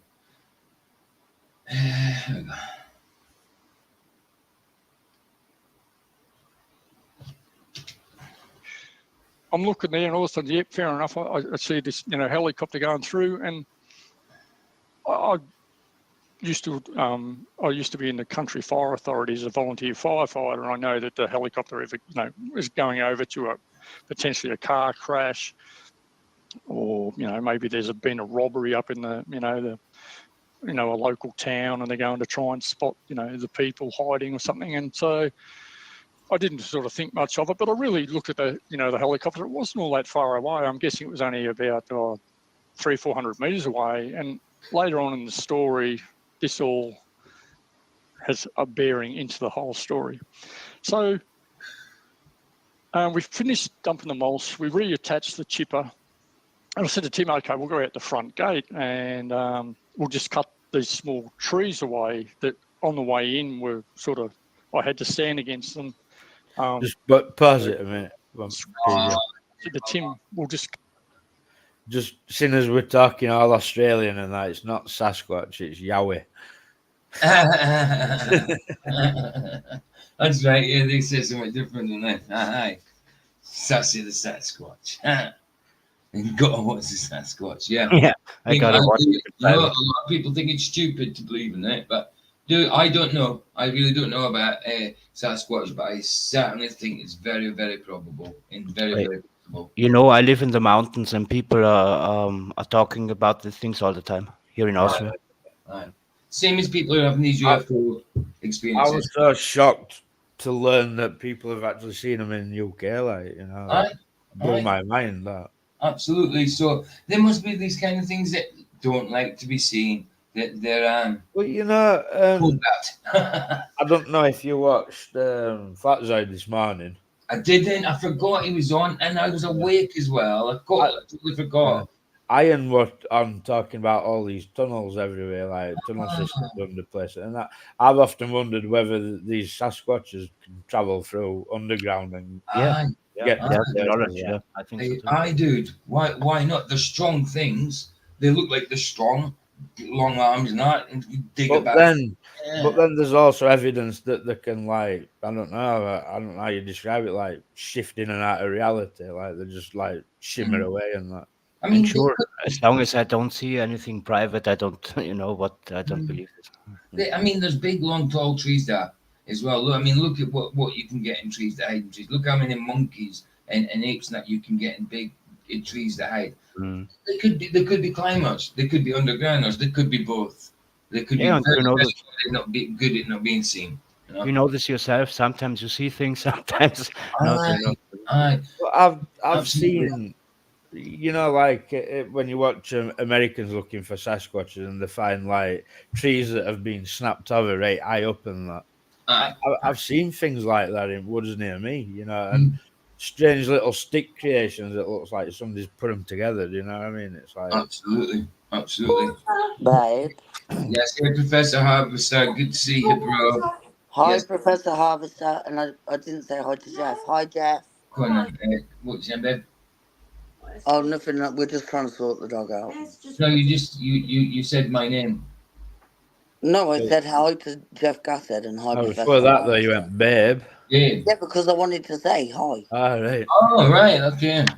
By the way, the dog has another fake baby now. It's an orange ball, not the yellow one. She's often not that dog. Yeah. So yeah. Right. Let's do this. Sorry, quickly. So like these Sasquatches, the people are seeing these Sasquatches, so having experiences, not up front and like they are with the UFOs and the alien abductions. I mean, some sightings, yes, I believe some people are just lying. Same as UFOs, people are lying, but not everybody's lying. Some people are having these experiences with UFOs, which I believe is demons. There's too many sightings for me, like, to say that there's not something to it. Like, although I've not seen one. It's not about lying, but some people are just, when I was raised up, I was made believe that these things exist, so they are not lying, they are really seeing these things, sometimes. That's right. So same with Sasquatch, it's very, very, very, very probable that they're there. So, there's too many people Too many experiences with them, too many sightings, just like with the UFOs. I mean, like look at these panthers and that in England. Like, there's people poo that. I've seen one with my own eyes. Aye, that's it. They do poo it, and I've seen big cats, not panther, but I've seen big cats of some sort. But yeah, and there's too many sightings of them. Even when I was a kid in Fraserburgh, just outside Fraserburgh, a village called Sandhaven, I remember seeing it then. Your brain has to work it out somehow. Yeah. All right. I just noticed what he's got up on the wall. It's a thumbnail. That was on the thumbnail of the last video we did. Is that what he has on his channel? That he must have it. Yeah, he does. Yeah, thinking about it. It's cool, actually. It's pretty cool. But no, I think he's took a decent line within God's scripture. Do you know what I mean? God's inspired word to go down the UFO route. He's doing it scripturally, like, you know what I mean? Because these things are demons, you know, ones that are definitely having the experiences with them. It's demonic. So I like it. I like what he's done. I think he's certainly working within God's scripture and God's morality. That's for sure. Cut him off and piff him down the bank. So we drove back to the front gate of this property, and I like that. Tim stopped and I stopped. I got out the chainsaw and cut him off, and we just threw him down the bank because it wasn't worth, starting up the chipper again just for half a dozen small bushes. And Tim said to me, "Yo, Alan, Norstrand. Sorry, yo, Alan, and you're Norstrand. It's like it was two different people. Alan, good to see you, bro. So, how come you haven't sent him any flowers already, babe? Or hearts? Sorry, hearts. Usually hearts. Turned my camera on by mistake. Yeah, but you'll get his OBS on that. No, I'm on my phone. Oh yeah, okay. Hi, Alan. Good to see you, bro. You want a hand to pack up, Mick? And I said, no, she'll be right. It's all good. You get going, because it's going to take you a fair while to get down the hill, because it was it was up in the Strzelecki Mountains, and it's a fairly narrow, windy road down to Yarrigan to go home. So I walked out on the dirt road, and I guided Tim through the gateway, and I gave him a thumbs up, and I said, I'll see you at 7:30 at the shed tomorrow, and yeah, see you, and away he went. So now's when things really got scary. What happened after that point?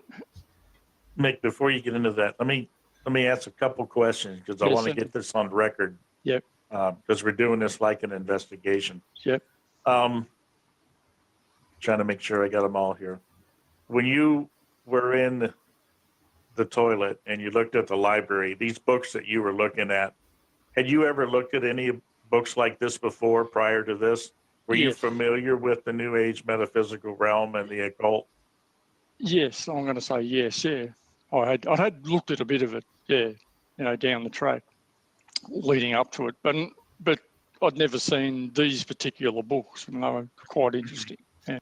Good question, that is. Then you could try and determine whether that someone opened a way to let demons in, by studying these things and maybe getting into them a little bit, because that's a pathway, that's a pathway. That was a good question you asked there, Jordan. I like that. Trying to get a perspective on the property that you're talking about. You talk about going in through a gate and there being more than one gate to the property. So if there's a gate, that means the property itself is probably fenced off all the way around? Yes, it was, yeah. So that leads me to a question, because I'm not from this area here. If the property is all fenced around, how big a property are we talking? I'm guessing, because it was like I said, it was like remnant vegetation and like forested. I'm guessing, I'll say 100 acres. Okay. But either side of that 100 acres was like eucalypt plantations and other rural properties. Mm-hmm. But they were fairly, it wasn't like it was miles from. Alan Norstrand, have you had a pay rise? Because you're sending more flowers, man. So you must be getting more money, dude. You must be rich. I think he's got to leave me. I'm joking. Anywhere type of thing. There was other houses, but they were probably 1 kilometre or 2 kilometres apart, 2 miles apart type of thing. You talked about animals being on the property, different kinds of animals. Yeah. How did they traverse, a fence line? Have you ever seen that? Yeah, definitely. Here in Australia, like kangaroos, they're amazing. They'll go in under fences if they're only barbed wire or... Apparently they're amazing in Scotland as well, Mick. What they call plain wire fences. I'll just go straight through them. And wombats and wallabies are only fairly small. They're not overly large. Like a wombat's around about, a foot tall, maybe 18 inches tall. Wallabies, they're like small kangaroos. The deer can jump fences like they're not there. I know definitely there was fallow deer in the area and potentially sambar. I think there was escapee red deer. So what are the fences for? Just curious. Yeah, well, over here in Australia, it's a big thing for everyone to put a fence up, to divide off their property, to show this is my bit of land and that's your bit of land. And the gate I'm talking about was a 12-foot rural property fence gate, and they pivot, they're 12-foot wide, and most vehicles are 8 foot. So you've got a bit of room either side to get through, and they pivot through. And this is interesting you say that, because the gate is a very important part of this story. So would you like me to continue? One more. Jeff Gus had called Alan. Called Alan Allah. Allah. He's saying, dude, that Alan is a false god. Allah. Ooh, wrong page. Are there any cattle in the area? Sheep or cattle? There was sheep in some of the properties on the way up. When I was on my way up, I didn't notice sheep. Cattle, there probably was, but it was sort of... I got a new phone, so you're not used to the keypad yet. Got you, bro. I got you. More of a plantation area, like they had pine trees as well. Pinus radiata, yeah. Okay, back to the story. Yeah, so at this point, I can only say it was life-changing, Joe. Oh man. Oh dude. Oh wow, he definitely. Yeah, something shocking. Yeah, he had these experiences, man. Yeah, this is the thing though. This, like, even the people that claim to have these UFO experiences, abduction, it ruins their life. It traumatizes them. Traumatized. Yeah, it was something imposed on his reality in his life that he didn't ask for. Yes, he probably opened the gate to, but didn't intend to happen. So he definitely went through this experience. He's this guy ain't lying about anything, man. I mean, look, that made me choke. As soon as he choked, it made me choke. Feel for him. Yeah. And it bears with his fear. Even though through a video, your spirit can still bear witness with his spirit that in discern that this guy is telling the truth, man. But this, you need Jesus Christ to help you out of this moment, It's very important. Absolutely. And obviously that's where this is going to go. But this guy, he went through this. Shame. It's going to choke me up a bit watching this, but hey, let's do it. This part. And let's get through it. It made me do a 180-degree turn in life. Praise Lord. It made me realise that we're lied to. Mm-hmm. And I'm a pretty easygoing sort of a guy, but I really detest being lied to. And yeah, absolutely. After this event, I realised this whole world is based on a lot of deception and lies, and it changed my life. It changed my family's life, and but it brought me to this point here, and I'm very, very fortunate.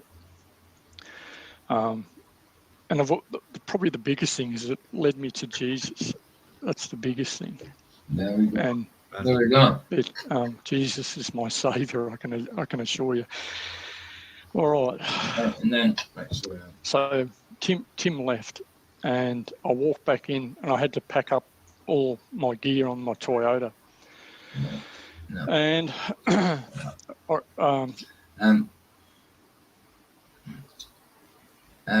oh man, lost my point.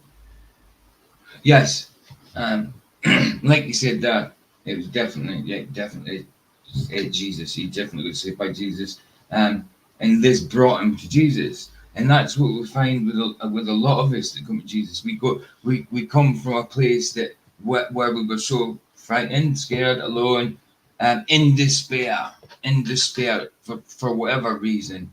And that's how we came to Christ, because we cried out.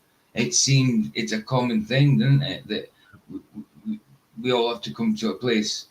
Not all of us do. I mean, you get people that just come to Jesus through other ways, but there's a lot of us come to Jesus through despair, through like not being able to get any lower, and not knowing a way out. And joy comes from suffering, Mm-hmm. Because you feel despair is when you feel that there's no hope, but then when you see Jesus and you see that there's a hope, it's a big light and a big pull up, So you're so appreciative, and it does choke you up like that, It does choke you up, man. Yeah, really nice picture. Thank you. Are you still back, babe? Sorry? No, I've run away with the milkman. All right, it's just haven't seen you right in chat.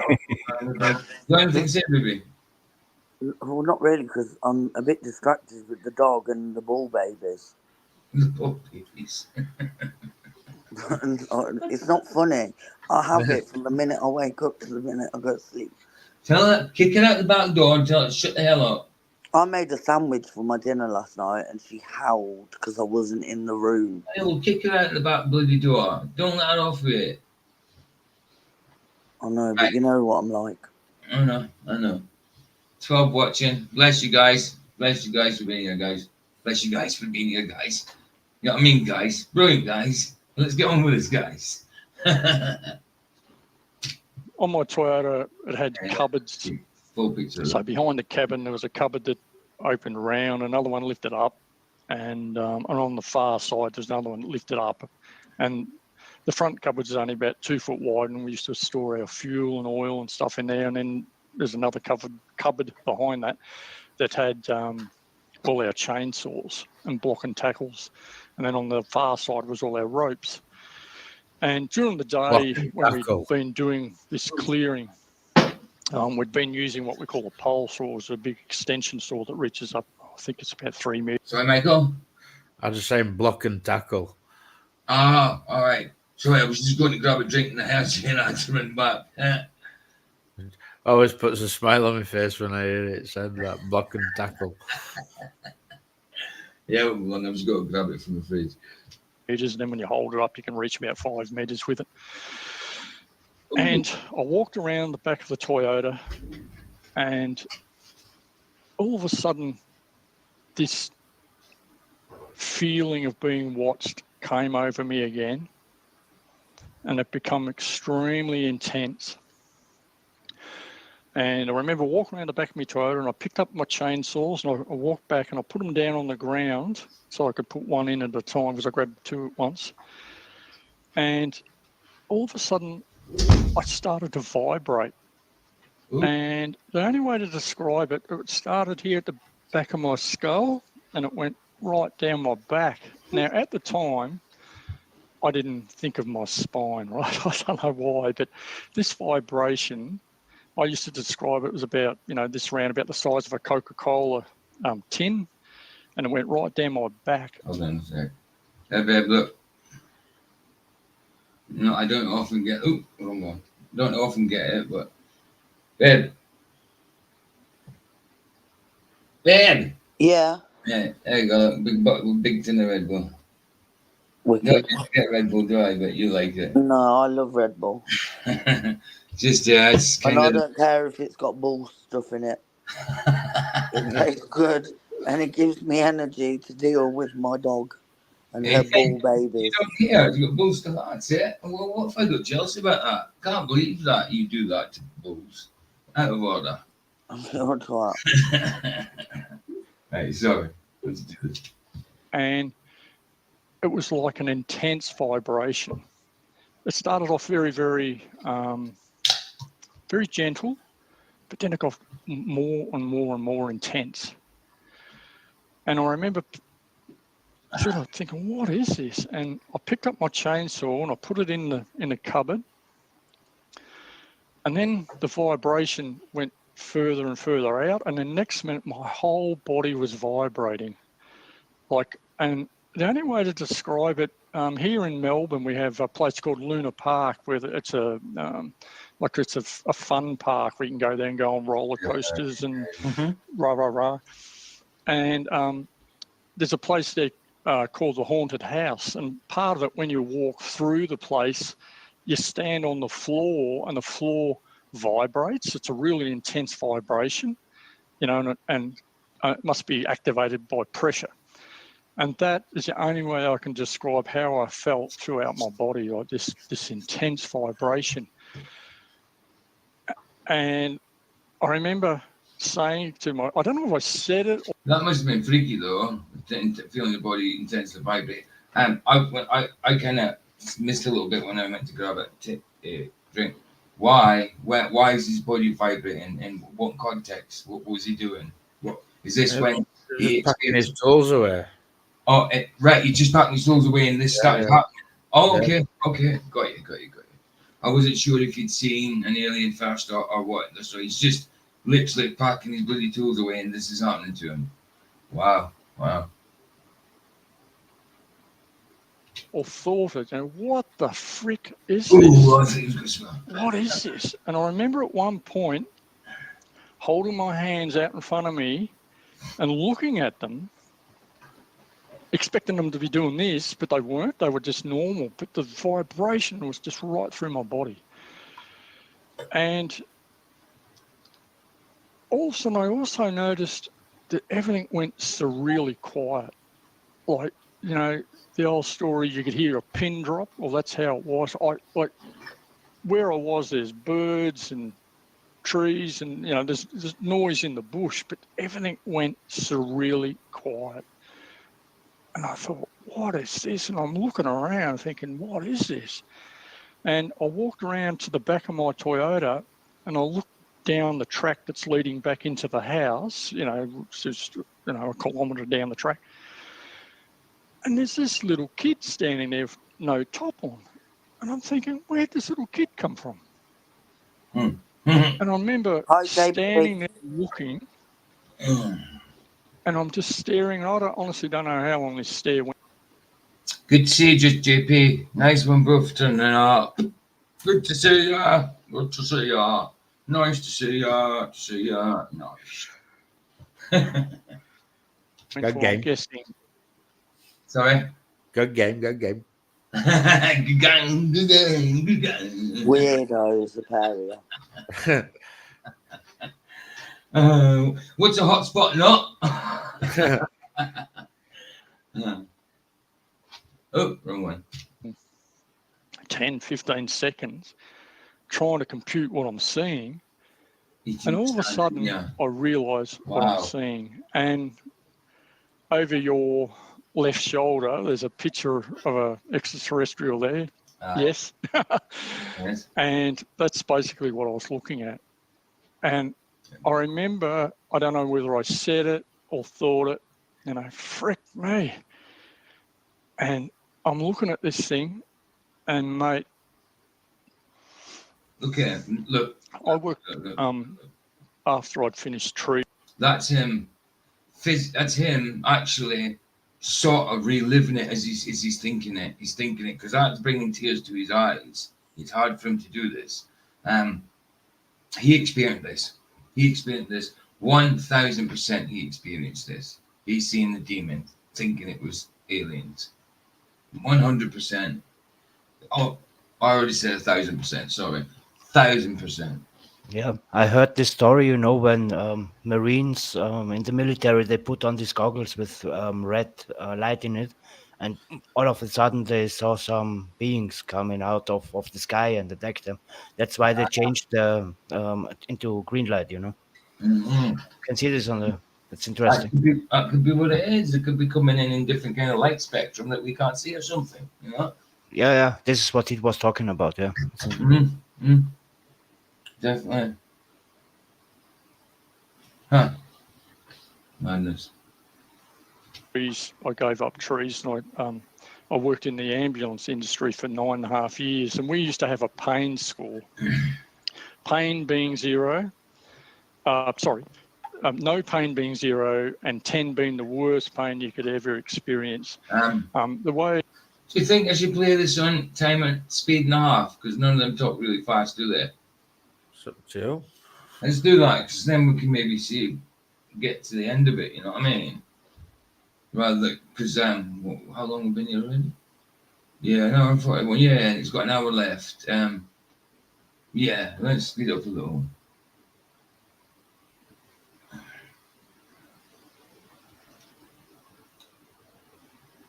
Oh, sorry, wrong way, blooming hell. 1.5. Yeah, let's try that. Okay, let's do that. Let's see what it's saying. To describe that as quite obviously 0 is no pain. 10 for a woman, I'd say childbirth. For a guy, if I got your arm right now, Joe, you got a chainsaw and cut your arm off, that's 10. What kidney stone? Yeah, yes. Is that a little fast? No, I think it's a little fast. Just in some places. Time and a quarter will do. If you don't get 10 don't get 10 I'll do it another day. Time and a quarter. Oh. Absolutely, oh yeah. I transport people. Painkillers. I went the wrong way. Like that guy from the commercials. I'm not used to doing the speedy thing. Memory with a kidney stone. So here I am looking at this little being, and like it was only, I guess, I reckon 3 feet tall, maybe a smidgen taller. It had a really big head. It wasn't grey. It was actually sort of a creamy white colour. Mm-hmm. Very skinny arms, skinny legs. I don't remember its hands. It's weird because I was looking at it, but I don't remember its hands and I don't remember its feet. Isn't it funny that most people, when they tell these stories that are really, like you can see, really think they're experiencing it, isn't it mad that they kind of say that these aliens look that kind of way, like an alien grey, or very similar to? You know what I mean? It's almost, yeah. They always describe the same. Exactly. Why is that? Maybe because it's demons and they're brothers. You know what I mean? They all maybe look the same. You know? Not being xenophobic or anything to demons, but you all look the same. Yeah, and they called from this guy. What was his name? Who went out in the in the wilderness, and he was conjuring these things. What was this guy's name? Oh, I'm not sure. He was in England. He had Crowley. Alistair Crowley. Yeah, Lem, it's called, looks exactly like an alien. Of course, that's right. Sorry, I didn't realise you were talking about. Of course. Wow. Yeah. Aye, man. Said just yet. I don't know about that part. I'm stupid. Yeah, he was the most wicked person on earth. He was self-described himself. Crazy guy. Right. So yeah, it's strange. It's strange that they all seem to kind of portray the same looking creature.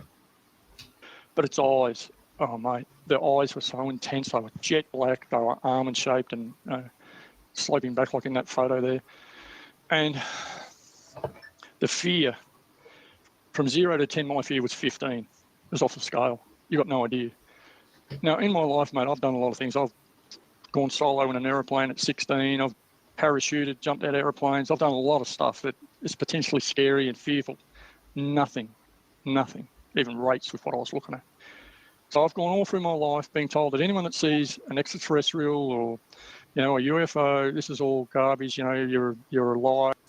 I said, if someone really sees, like having an experience like this, and they really see it, whether it's physical or not, I don't know. Maybe they see it. They maybe see it as physical. Yeah, I think they project you to see that. Like, I don't think it's physical. I just think it's the demonic, what influence or however they're doing it are making it seem physical to him. I don't necessarily think it's the physical beings.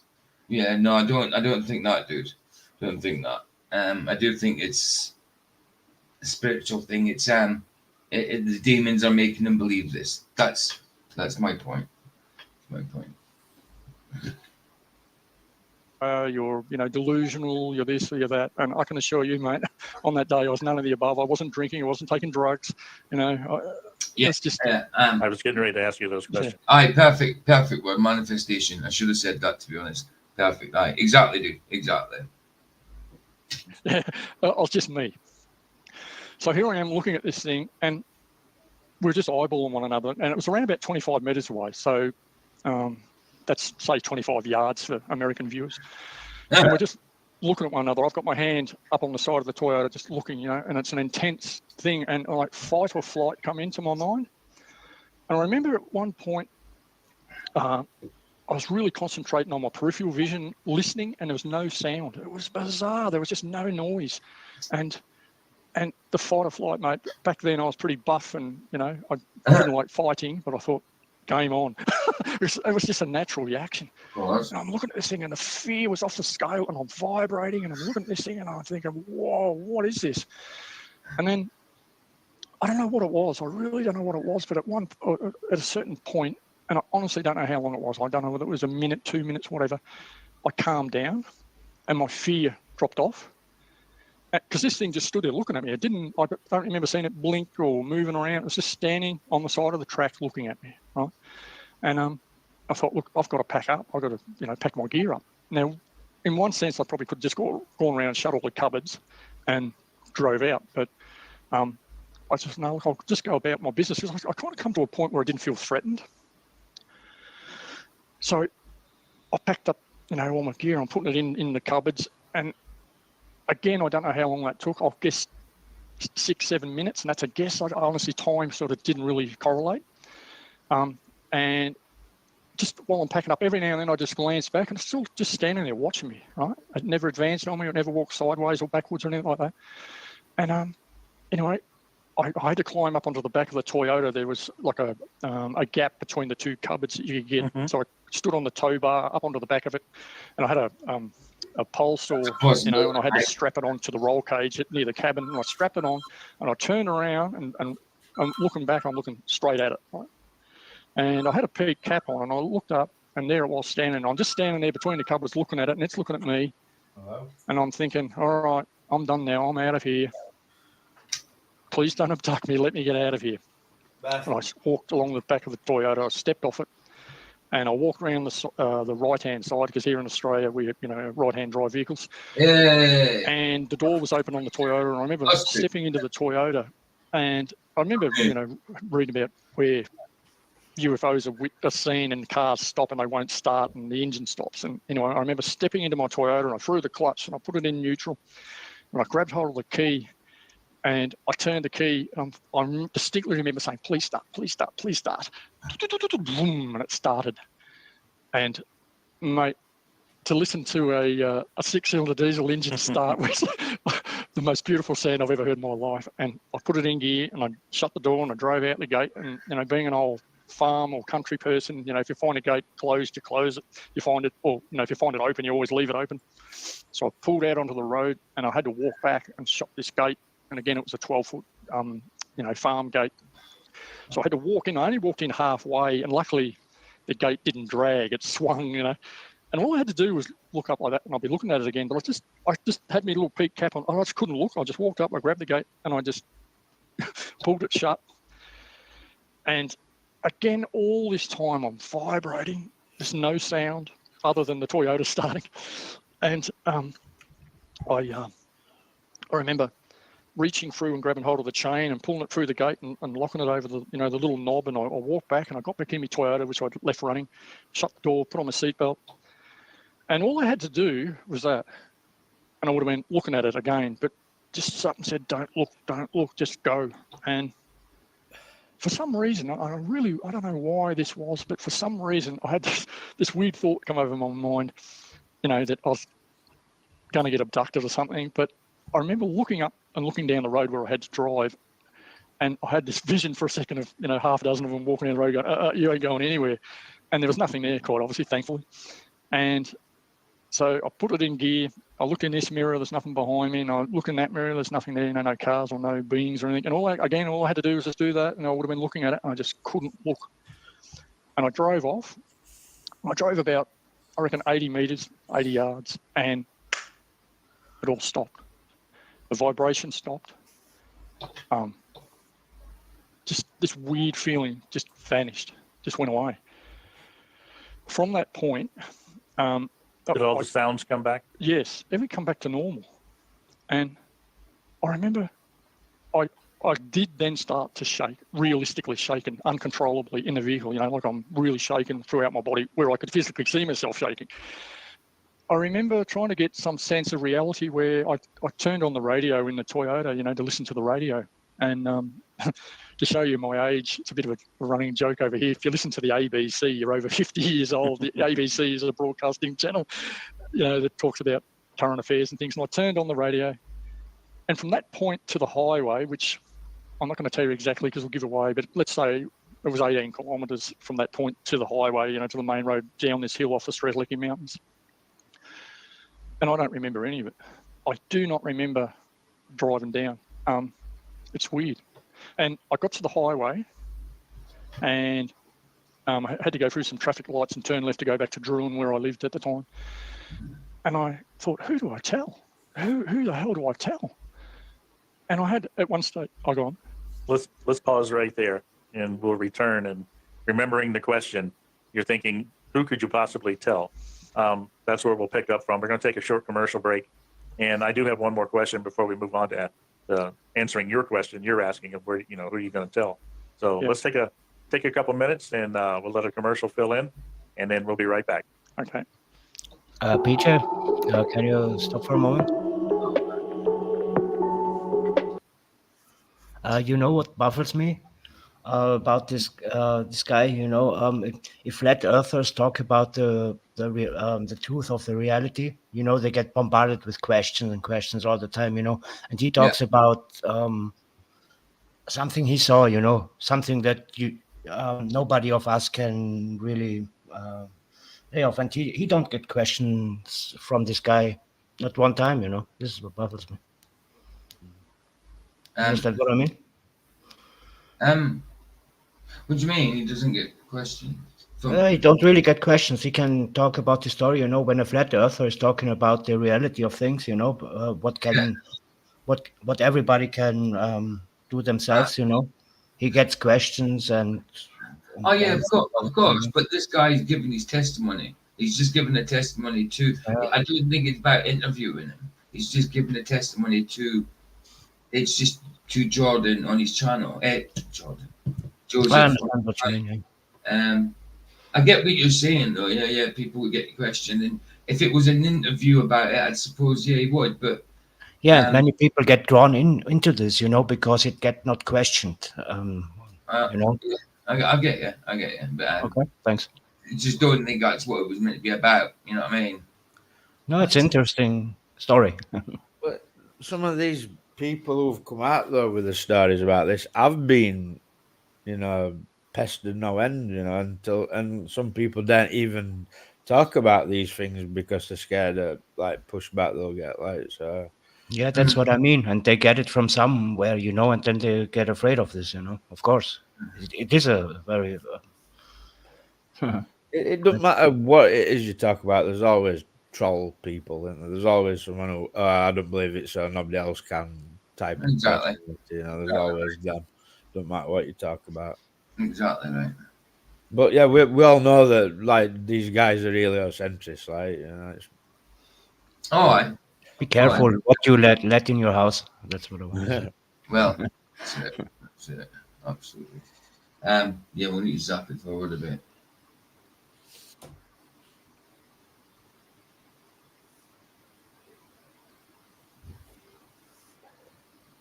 So that's where we'll pick up. And Mick, take it away. Yeah, so Joe, I pulled out onto the highway, and like I said, you know, who do I tell? Who the hell do I tell? And I was questioning myself in my brain. And at one point, I thought about going to the police, and then I thought, oh no, that probably wouldn't be a good idea.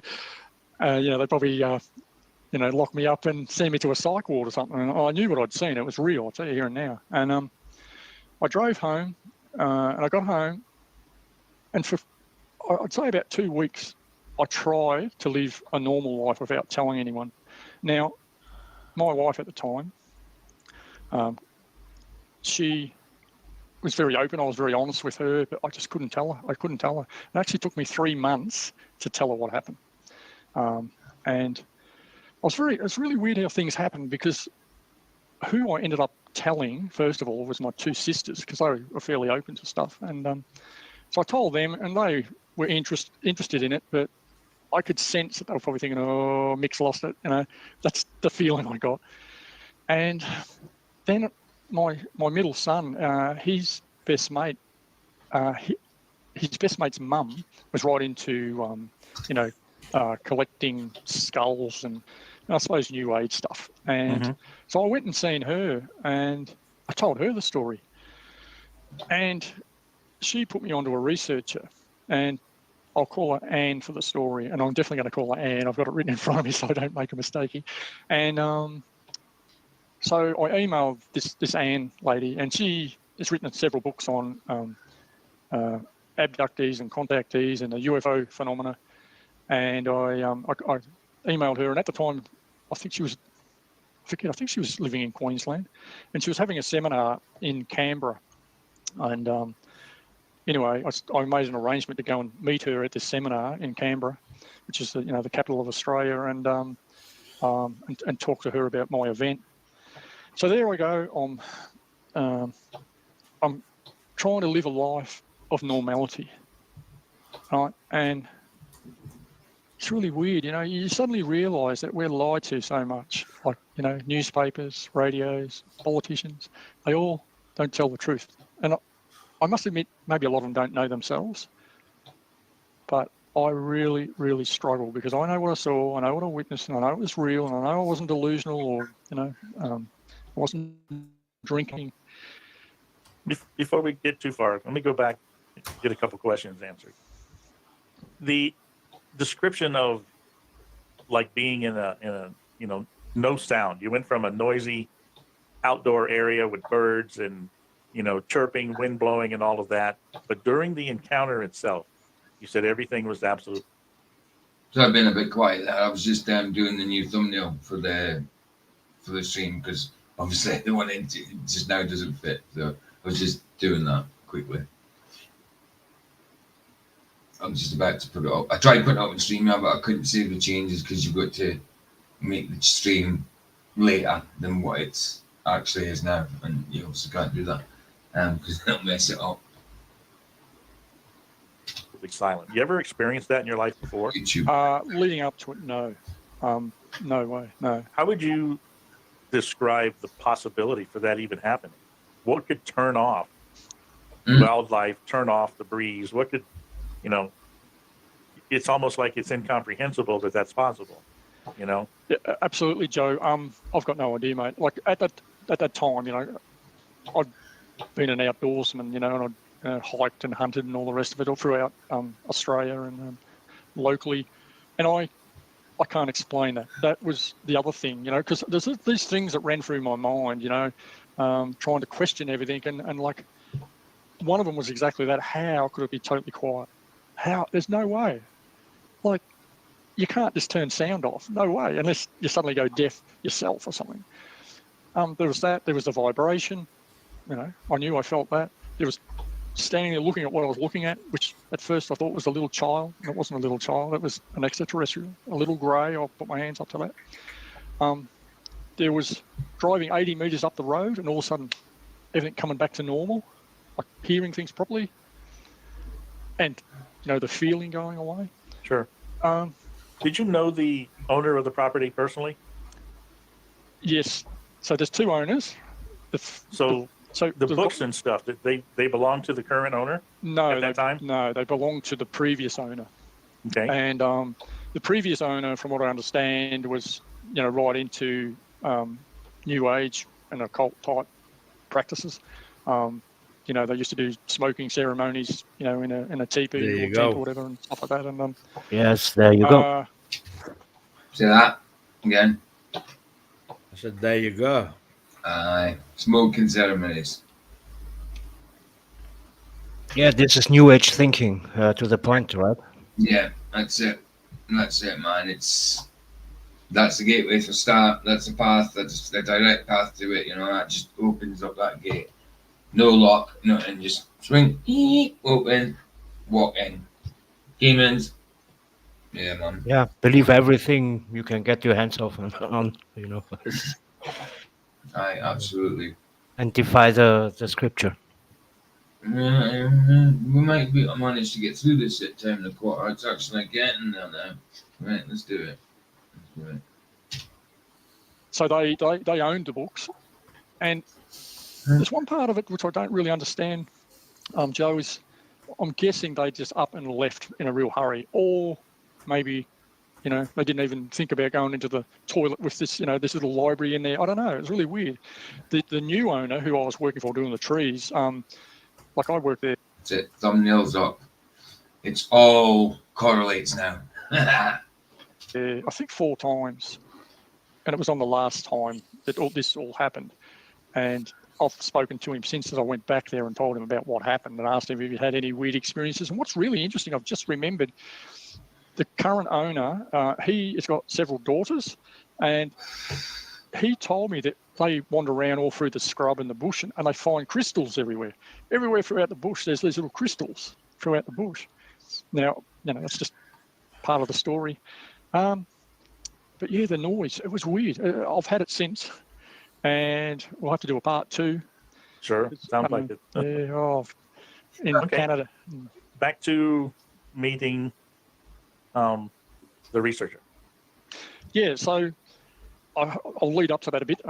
So after 3 months, I finally told my my ex-wife, you know, like at the time we were married, and we went up to my sister's place up in the Dandenongs, which is just out of Melbourne. It's a big mountain range where lots of people, you know, live, and went up there. And on the way back, when we were there on the night, I got a little bit drunk, and on the way back, I thought, I've got to tell her, because I've got to go and meet this researcher. I'd been kind of semi-secretly texting this researcher to say that I was going to, you know, meet her at this meeting. So I told my ex-wife, and she was fine, you know. She, because she knows I don't lie, and you know, she was quite blown away by the whole thing. So then, at the time, my business wasn't going overly well, and we had to, you know, scrimp and scrape to get the money, to get enough money to fly up to Canberra, which was not an overly expensive thing at the time. It was in 2008. I think it's only $95. No, I can't remember now. Isn't it mad that Canberra is the capital, and everybody used to think it's Sydney? I, for one, used to think it was Sydney. It wasn't a lot to fly up there and back. 45 minutes up and 45 back. And then I had to, you know, quite obviously have a hire car and a motel room. And anyway, we skimped and scraped, and we booked our tickets, and then I had to quite obviously pay the money to go to this seminar. And the seminar was on Friday night and Saturday. So Friday, I had the day off, and really early in the morning, I drove down to the Melbourne International Airport, Tullamarine, jumped on a jet, flew to Canberra, uneventful, landed there, and you know, went over and booked a hire car and threw me stuff in the car, and I drove around trying to find somewhere to stay. And I I found a motel, booked a motel room, and this motel room, it was a bit of a life-changing event happened in there on 2 nights, the Friday night and the Saturday night, but I'll get to that. So I got in the room. Aye, that's bad, Alan. Not good, man. Not good at all. That you pray for things like that God helps the children involved. Yeah, not good, not good, man. Not good. Room and, checked it out, put my stuff out, and then I jumped back in the car and I drove to where they were going to have the seminar. And so I did a bit of a recce, went there, had a look, took note of how long it took me to get there. And I can't remember what time it started. I think it started at 7 o'clock in the evening. I can't remember. But anyway, so I left half an hour beforehand and drove to the seminar and got there. And it's really weird, this is the first time I'd ever been to a UFO meeting of any sort of thing. And the seminar was on UFOs, alien abduction. There's other subjects, but I can't remember what they were. And I honestly, I'm going to say this, I half expected to walk in and see people with T-shirts on with, ET phone home and people with hats on with antennas. I had no idea what I was going to see, and I'm thinking, oh my God, what have I got myself in for? Hopefully these people are normal people. And, what's really interesting, Joe, I walked into the place and I was probably, about the 15th odd person to get in. And I'm looking around and everyone was just normal. They had business suits on and just normal people. And I sort of thought, thank you. I'm glad of that. Just like honestly, I had this vision in my mind that they'd be all just fruitcakes. And anyway, I'm standing just by myself, and I can normally talk to anybody, and I'm sort of just standing back and just, everyone, it appeared that a lot of the people knew themselves or knew each other or whatever, and a couple of people walked over and shook my hand and introduced themselves, and anyway, there's this one guy that was off in the corner, so I walked over him and I said, well, how you going, mate? What are you here for? And he said, I'm just here to, listen to the seminar, and rah, rah, rah. And, oh, yeah. I said, have you had any experiences or have you had an experience? And he told me about him and his father were hiking and they'd seen this, this light that come close to him. And anyway, all of a sudden in walked, and I'll call her Anne. And this lady's only a very short, lady, blondie, white hair. And everyone's fluffing around her, talking and giving her hugs and kisses and all that. And I'm just standing back, minding my own business because I thought I'll let everyone do their stuff. And then sort of after a while, everyone had sort of dissipated. And then I walked over and put my hand out and said, oh, g'day, Anne. My name's Mick. Oh, Mick. Oh, so glad to meet you. And I said, yeah, I'm so glad to meet you. And I said, well, when would you like to do the interview tonight? She said, oh, no, not tonight. No. She said, how about tomorrow at lunchtime? So after the seminars are finished, and they go into the afternoon seminars, we'll have lunch, and then we'll sit down in a nice quiet area and talk about it. I said, yeah, absolutely, that'd be great. So I went in, it was like an auditorium, and since the event, I've been to lots of seminars and run a few myself, me and my partner, my new partner. And, it's really big if you get 50 or 60 people. Like you normally don't get many more than that now. There's other places that probably may have hundreds, but everyone I've ever been to, you only get around 50, 60 people. And this auditorium we were in, if you can imagine, it had, like a sloped lot of stairs and a stage down the front, and it was fairly well packed. I couldn't believe it. I guessed it would have been 80, 90, maybe 100 people in it. And I was, at the time, first time ever, I thought, wow, a lot of people interested in this. So I'm sitting back, and Mary started her seminar, and I'll tell you here and now, Joe, I went through mixed emotions. You got no idea. Like I'm seeing pictures of what I'd seen on the day, and she's talking about it as if it's people looking at elephants in Africa or something. It was no big deal. There was times where I actually had to close my eyes or look away, and sometimes just block my ears. I couldn't bear to look at what she was talking about. It just freaked me out beyond belief. I was just, wow. And some of the things she was saying about what had happened to people and this and that, like it was, with her, it was more on the good side. And I don't think there is such a thing as the good side with alien abduction or, contacting these beings, because, I'm a person that looks on both sides of the fence, if you know what I mean. I don't just take everything as gospel. I'll just look at everything and I'll look at this and I'll look at that and I'll decide. And mate, you've got no idea. And I dare say anyone that's listening who has ever gone through this experience, it's Some just, man, it was just so, it was life-changing, you know. And I think the lecture went for 2 hours. And when it finished, like she was going to do another lecture the next morning. It started at 10 and went to 12. And after that, I felt like I was back where I was, you know, on the day when I'd seen this thing. And the fear crept back in and a lot of other things. And anyway, so it all finished. And I walked up to Anne and I said to her, look, I'll see you tomorrow, you know, at 10 o'clock, and I'll listen to the rest of your lecture, and then we'll have the talk. So I go outside, jump in my car, and just as I'm about to jump in the car, this guy that I was talking to at the start of the, you know, the start of the seminar, he'd overheard me talking to Anne about having, you know, a talk on what happened, and he asked me if he'd mind if he could come along and listen in, just sit in, say nothing, but listen. I said, absolutely, because he'd heard of people, and he mentioned them, and I'd never heard of any of these people, like Travis Walton and, I can't think of the other guys' names, just you know, Billy Meyer, all these other people that had, you know, experiences, and he'd never met one. All of a sudden, here I am, and he's thinking, whoa, and I'm thinking, well, you know, it's the scariest thing I've ever had happen, but I'm happy for you to come in and sit in and listen. So I jump in my car, and I drive back to the motel. And anyway, I got into bed, and I can, you know, drift off to sleep pretty quick. And sure enough, I went to sleep. And all of a sudden, so I'm dead to the world. All of a sudden, I wake up as if I haven't been asleep. Right. So, you know, as you get up in the morning, you know, you have a stretch and rub your eyes, and you feel a bit lethargic or whatever. With me, and I think it was about 3 o'clock in the morning, all of a sudden, I just woke up as if I hadn't been asleep. Why is and it? In the room. Why is it always 3 in the morning? Always 3 in the morning with these things. Always. It's the invasion of Christ. We're on the cross. 3 o'clock in the afternoon. 3 o'clock in the morning.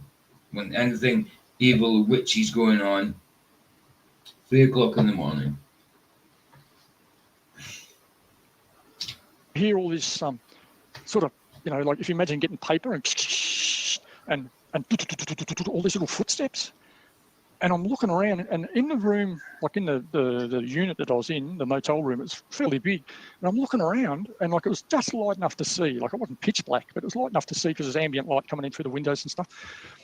And the only way to describe it, it was like, it sounded like little tiny people or little kids running around the room, and I hear this and paper shuffling, and I'm looking around, and bang, straight back into fight or flight. You know, and I sat up on my bed, I clenched my fist, and I'm looking around, and again, you know, back then I was, you know, buff and strong, and again I thought game on, and I'm looking around, but there was nothing in the room, and in the end I just jumped up, and I'm running throughout the motel room, and I'm looking behind doors, and thinking, what is this?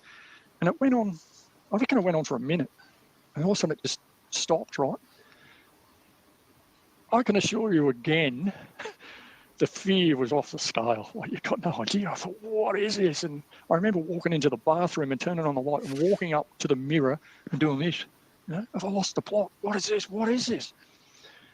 And the pause right there. Alan, I had a Jamaican guy come into the store and told me he'd gotten chased by a Mexican with a knife that told him he didn't belong here. He sucked that stuff, man. And get chased with a machete. Madness, man. The cops did arrest him. Yeah, no doubt. No doubt. I think I would have citizen arrested him. He paused him here for some reason, didn't he? There, hold it right there. We're going to take one more short break, and then we'll come back. Remember, we're looking in the mirror, and that's where we'll start back. Okay. All right, be right back, everyone.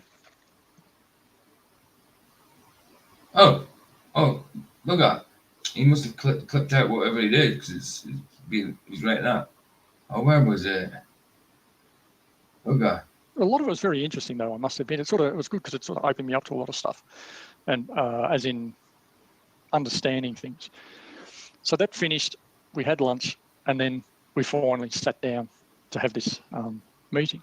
And for me to tell what I just told you, but I went into way more detail than what I've told you. I went from A to B, with everything I did, and it's way more detail. But basically, what you heard is what happened. The guy come and sat in on the meeting, and he asked if his partner could sit in as well. And I said, yeah, that's fine. I said, all I ask is just don't interrupt, don't ask questions until the very end, because this is very, very personal. And the lady was a dead set skeptic, and the guy that wanted to sit in on the meeting, he told me so. He said, look, she's a skeptic. And I said, well, I'll tell you what, if she doesn't believe, that's fine. But after what she hears here, she may believe, or she might go home, asking questions. So anyway, we sat down and said, okay, Mick, tell your story. So I told it as I told you guys in the audience here, but way more detail. And at the very end there, she said, is there anything you want to ask? And I said, I'll be honest, I started crying at the time.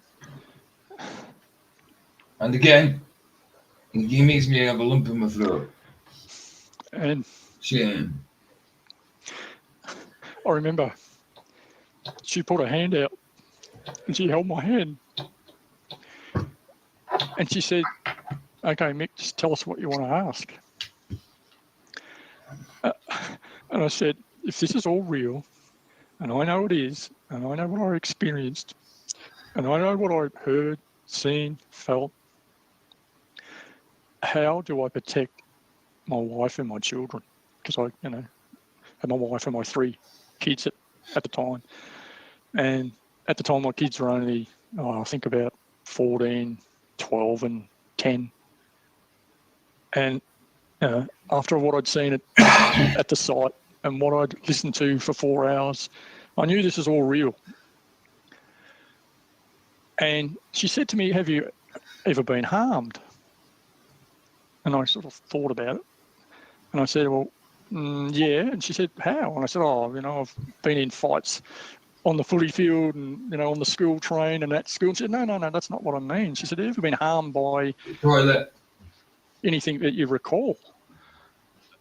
And I had no recall of anything other than the one event that I've just told you guys. And she said, more than likely you've been abducted since you were a small child. Now, I'm only going by what she was saying at the time. And she said, if you have no recall of being harmed, then why would they start now? And at the time, I thought, well, yeah, they probably wouldn't harm me, because I have no recall of being harmed. But I must admit, I've found out a lot of stuff since, which I won't go into.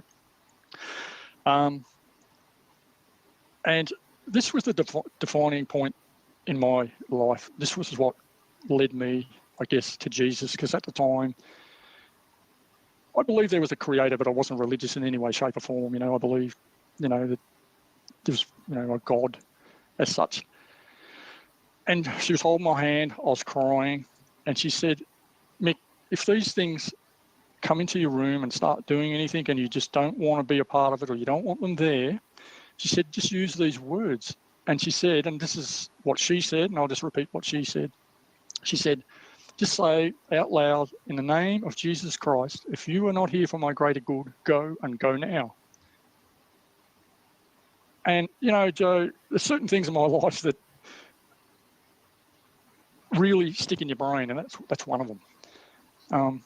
What she just said. And I thought, okay. And again, I'm not at the time I wasn't a religious guy. I just, but I thought I'll just keep that in mind. And I can remember my pre-takeoff checks when I was 16. Flying aeroplanes and temp fish and trim neutral throttle 1,000 master on max both. Certain things that you have to remember in life. And anyone that's watching this, the words I just said, please remember them. Repeat again. Who told you this? The researcher. The one that you had the interview with. Yes. But she was pro contact? Yes. But yet she shared that information with you? Yes. And I've never heard her say it to anyone else, ever. And we were pretty close to this lady after the event, And it often makes me wonder sometimes people, maybe just have to tell the truth. They have to say the truth. And because she never ever says it in any of her lectures. Like she stands out there and never says that, but she said that to me because she knew I was really upset, and I was, mate. It was life-changing what happened to me on that day. So, before you move on, yeah, you made the statement you weren't a spiritual person at that time. Yep. Have you had any upbringing prior to this experience through your family or anybody else in any belief system at all? When I was, at primary school, so when I first began school, we used to have religious instructions. So I think it was every Wednesday, we had a lady come in the afternoon and she talked about, God and Noah's Ark. And so, look, a little bit. And, we used to say the Lord's Prayer and things like that. But then when I left primary school, I just forgot about the whole lot. And since then, I now know the Lord's Prayer quite well. My father was religious. And what's really bizarre about this, Joe, is I noticed he said that when he was in primary school, like that's what we say over in England, Scotland, Wales, and that I suppose. I don't know about Ireland. Probably we say primary school for our first school we go to. Well, we kind of got a nursery. We used to call it penny school. Infant and then primary. Yeah, infant primary. Well, it's different, and you get infant and then primary. I went in a school that was called the infants, but it did primary 1 to 7. But then I left after a year and went to Sandhaven School, which is up from primary 2 onwards to primary 7. Then went to secondary school. I was just saying it for like the American viewers. Yeah, they don't say primary school, don't they? Do they? So it's primary school is the school we go to when we're about 5 years old to the age of about 12. Isn't it? 5 to 12, something like that. You turn 7 in first year of primary, I think. Oh, for us in Scotland, we were 5-year-old when we were in primary 1. Yeah, but hold on, primary 1. We only do 4 years in primary school. Well, one I went to anyway. All right, so you do but you do infants first, don't you? 7 to 11, and then went to but you do 3 years in infant first. Yeah. But in Scotland, ours is just primary 1 to 7, and that's it. We don't do we haven't got. I went to a school called the infants, but it's not like we do infant and then primary. We just go primary 1 to 7. That's it. And then we go to secondary school. So it's a little different from Scotland and England, but primary is for him, it's the second school you go to. For me, it's the first. Apart from nursery, that's when you're a kid, though. Not really a school because you're just playing. But, it was just for the American viewers if you didn't know. Yeah, I think we'll get this finished. What he was. He was a Jehovah's Witness. Yet. Oh.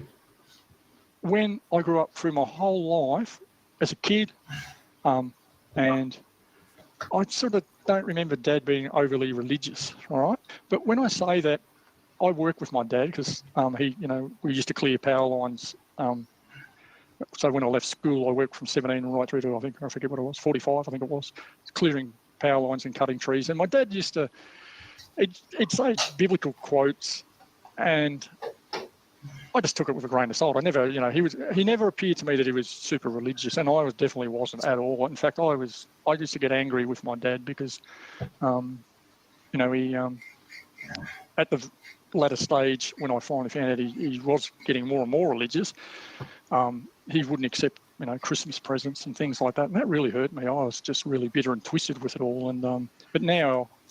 And using religious in that context is absolutely right, because not accepting Christmas presents. I mean, and if you're not into the pagan side of it, if you're just doing it because you're giving someone a gift, it's not blooming worshipping pagan gods. You know what I mean? Sort of thing. So, yeah, I forgot my point. Never mind.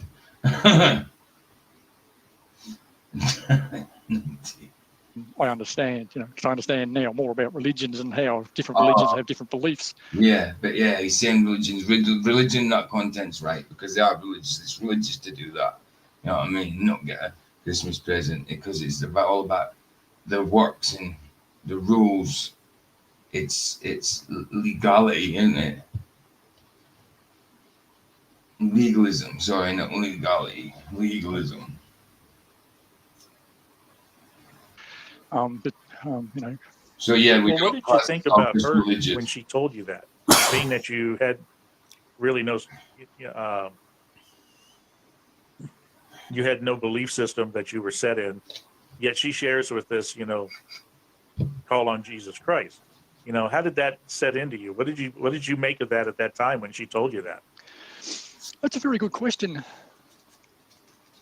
because I was sort of dumbfounded by her saying that. Right? I never, up until recently, never really knew that. She never ever says that in her, her seminars or whatever.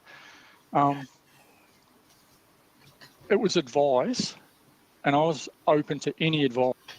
Jeff got. Oh, where is it? Oh, I'll have to go back to the thing. Jeff, where is it? Yeah,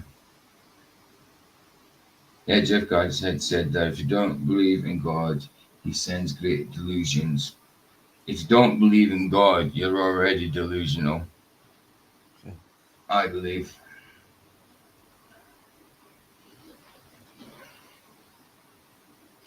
Right, at that time, like that, basically from that point right through to now, I become, a researcher, and I research everything you could think of, and maybe it was Christ's intervention. I don't know. I honestly don't know, Joe. I'm just trying to, to see what your impression was there, because here you had something that happened to you that you didn't believe in before. And she's trying to share with you a way to protect yourself with something that you don't believe in either. Yeah. But I was up, put my hand up. I wanted something, mate. And when she said that, that's true. That's true. I'll be honest. I took note of it because that was the first bit of advice I'd got. Sure. But this is where I found out that it worked. Okay, this is where I found out where it worked, and I'll just move on from this point. Sure. So, where were we? So Saturday afternoon, the event I think finished at 4:00, and we all said our goodbyes, and I went back to the hotel, motel, whatever I was staying in, and I bought a few books, and I'd been highly recommended to research. Talk to as many people as you can. Join UFO groups. Buy books, talk to people, watch YouTube clips, and videos, and so I went back to the unit, and I had tea, went to bed, and I went to sleep. So this is Saturday night, and I'm in bed asleep, and again, all of a sudden, I wake up, and again in the room is this, and at one point That's there's freaky. Where was I? So I'm laying in bed, and to my left there was the hallway, and this hallway would have been 50 or 60 meters long. It was a really big motel, and I don't know if you know what's the guy's name? Usain Bolt. He's the fastest man on earth. Olympic or Commonwealth runner. And I hear this down the hallway, and really loud, super impossible, absolutely impossible fast running. And in the room is all this, little sort of footsteps and paper shuffling again. And I'm there, and again, boom, fight or flight. And I'm looking around, and then all of a sudden, I don't know, just thank you, God. What Anne said to me just clicked into my mind, and I said out loud, in the name of Jesus Christ, if you are not here for my greater good, go, and go now. And it stopped instantly. Ooh. It wasn't 5 seconds later or 10 seconds later. It was instantaneous. Everything stopped. As in the running and the paper shuffling and the noises. And I thought, wow. Okay, and I got out of bed, and I'm still in the fight or flight mode, and I'm walking around, just like the night before. I look out the window, and I got back, and I sat on the edge of my bed, and I'm thinking, wow, that worked. That worked. It did, same as me. And we know that one. Look at him. It did happen to him. From that day on, this did happen. I just realised that Jesus, when you use his name, he's got the greatest power in the world, everywhere. And amen, and amen, and amen, and amen, and amen. Absolutely, man.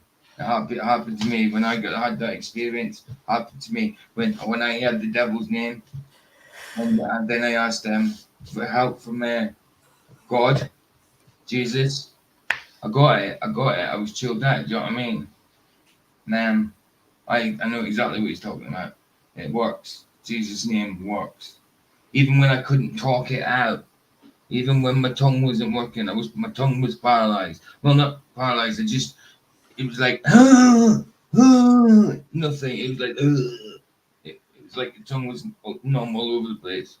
Just couldn't get anything out. It's like the dreams you have when you try to punch somebody and it's so piffless. There's no power to it at all.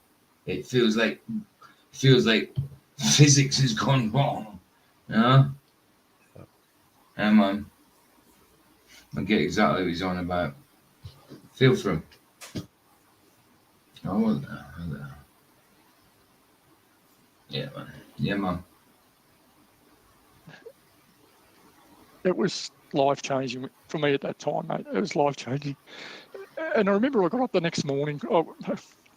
I just sat there, I had breakfast, and I just sat there contemplating, thinking it over and over, what I experienced, what I said, and how instantaneously it stopped. Just bang, and it stopped as soon as I said the words. And I thought, wow. And so, in a way, from that point, it set something ticking over in my mind. And I jumped on the plane, went at the airport, jumped on the plane, flew back to Melbourne, and I'll never forget, I was walking through the airport, and I'm looking at, air hostesses and cleaners and tourists, and they're all got their bags and they're all got their, shorts on and their hats, and they're all off on holidays or coming back from holidays. And it was really, really surreal. I remember at one point actually looking at a lady wheeling a pram with a baby in it. And I thought, if only you people know what I know now, And you just had your worldview changed twice. Oh, mate, it's unreal. And I got in my car and I had to drive from Tullamarine Airport, excuse me, to Bruin. It's about an hour and a half drive. It's really interesting. On the way, I got to a place called Pakenham, and there's a massive thunderstorm just slightly to the north, and behind us from the west, the sun was shining. And you imagine this thunderstorm. Are you asking us that, chap? It's black and it's pouring, there's lightning. No. Slightly to the south, as I'm driving east, it was clear, and the sun was low and it was super bright. And this rainbow went up and over, and the rainbow come down on exactly the point where I had my encounter, right? The bottom of one side of the rainbow. Quite obviously, it was, well in front of it, because from where I was to the site was, I know that 25 Ks or whatever, but the rainbow was closer, quite obviously, but it was right where it happened. And I went home, and I remember Anne told me that I have to tell my children, because she said they'll be a part of this. And so I went home and I told my ex, I said, look, I told her what happened. I said, we've got to tell the kids. And she said, no way. And I said, no, I've got to, because I'll be a part of it. And she said, no, you're not doing that. And me and her didn't fight very often, but we had a massive argument. And because I had to tell the kids. And so I got my kids by themselves one day and I told them what happened. And then from that point, they told me a few little things that they'd sort of seen, what they hadn't really told me. And from that point, my two boys and my daughter all experienced stuff, right? And my daughter saw a UFO one night with her boyfriend up near a place called Healesville. My son saw another one. My middle son, I can't remember what he'd seen, but all of them experienced stuff. Right?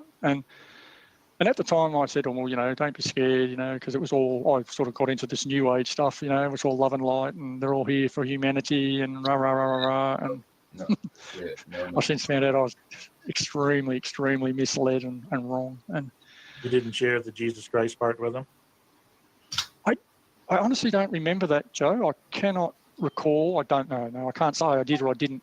I have since, recently, but not at the time. I didn't, because again, at the time I wasn't super religious, or wasn't, but I knew it worked because I'd experienced it. And I've told this story, I guess, 80, 100 times, probably 200 times, I don't know.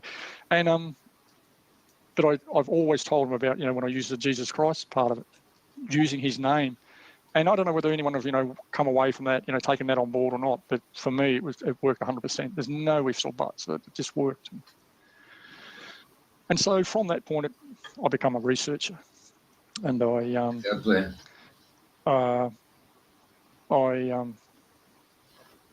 went to lots of seminars. I went to Adelaide and met Charles Hall, and Charles Hall has had experiences in Area 53, I think it is. It's not 51.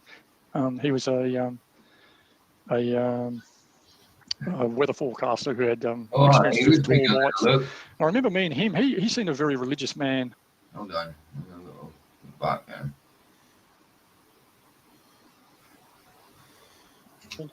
And Charles Hall has had. Yeah.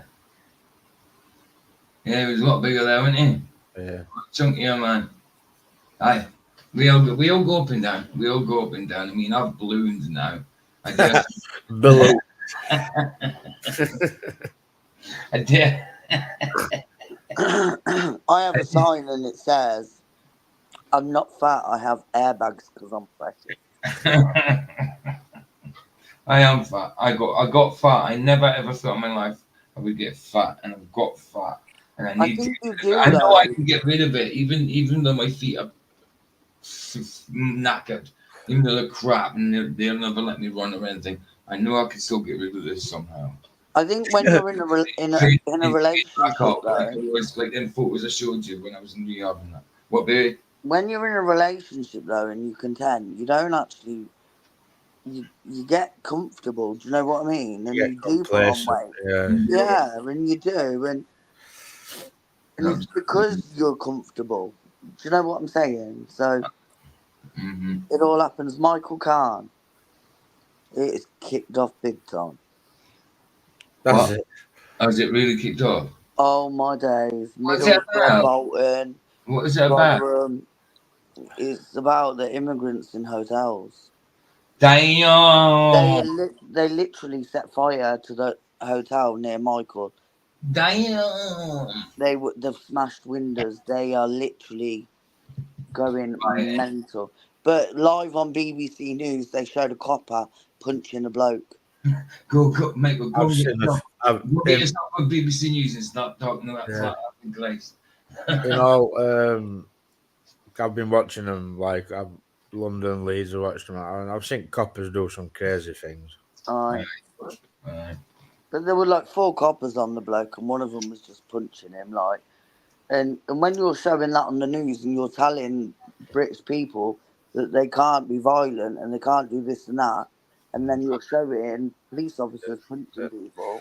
But like the pushing that it's far right and all, and as far as I'm aware, there is no far right. Yeah, it's ridiculous, man. Is that the hotel? I think they're storming the hotel. Let's get this finished. Yeah, they are. Experiences in Area. I know you're watching it. 53, I think it is. It's not 51.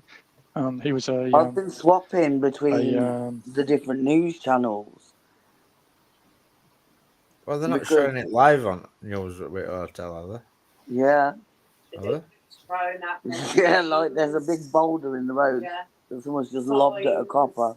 Somebody lobbed a boulder. I mean, it is big. No, it is big though. Must have been like must have lobbed it. How big? The size of your head. I think you're on about a proper boulder. That's a stone. Well, to me, that's not a stone. That's the boulder. They're ruthless round here, though. Like, there's no one likes coppers. If they can pick something up and chuck it, they's doing it.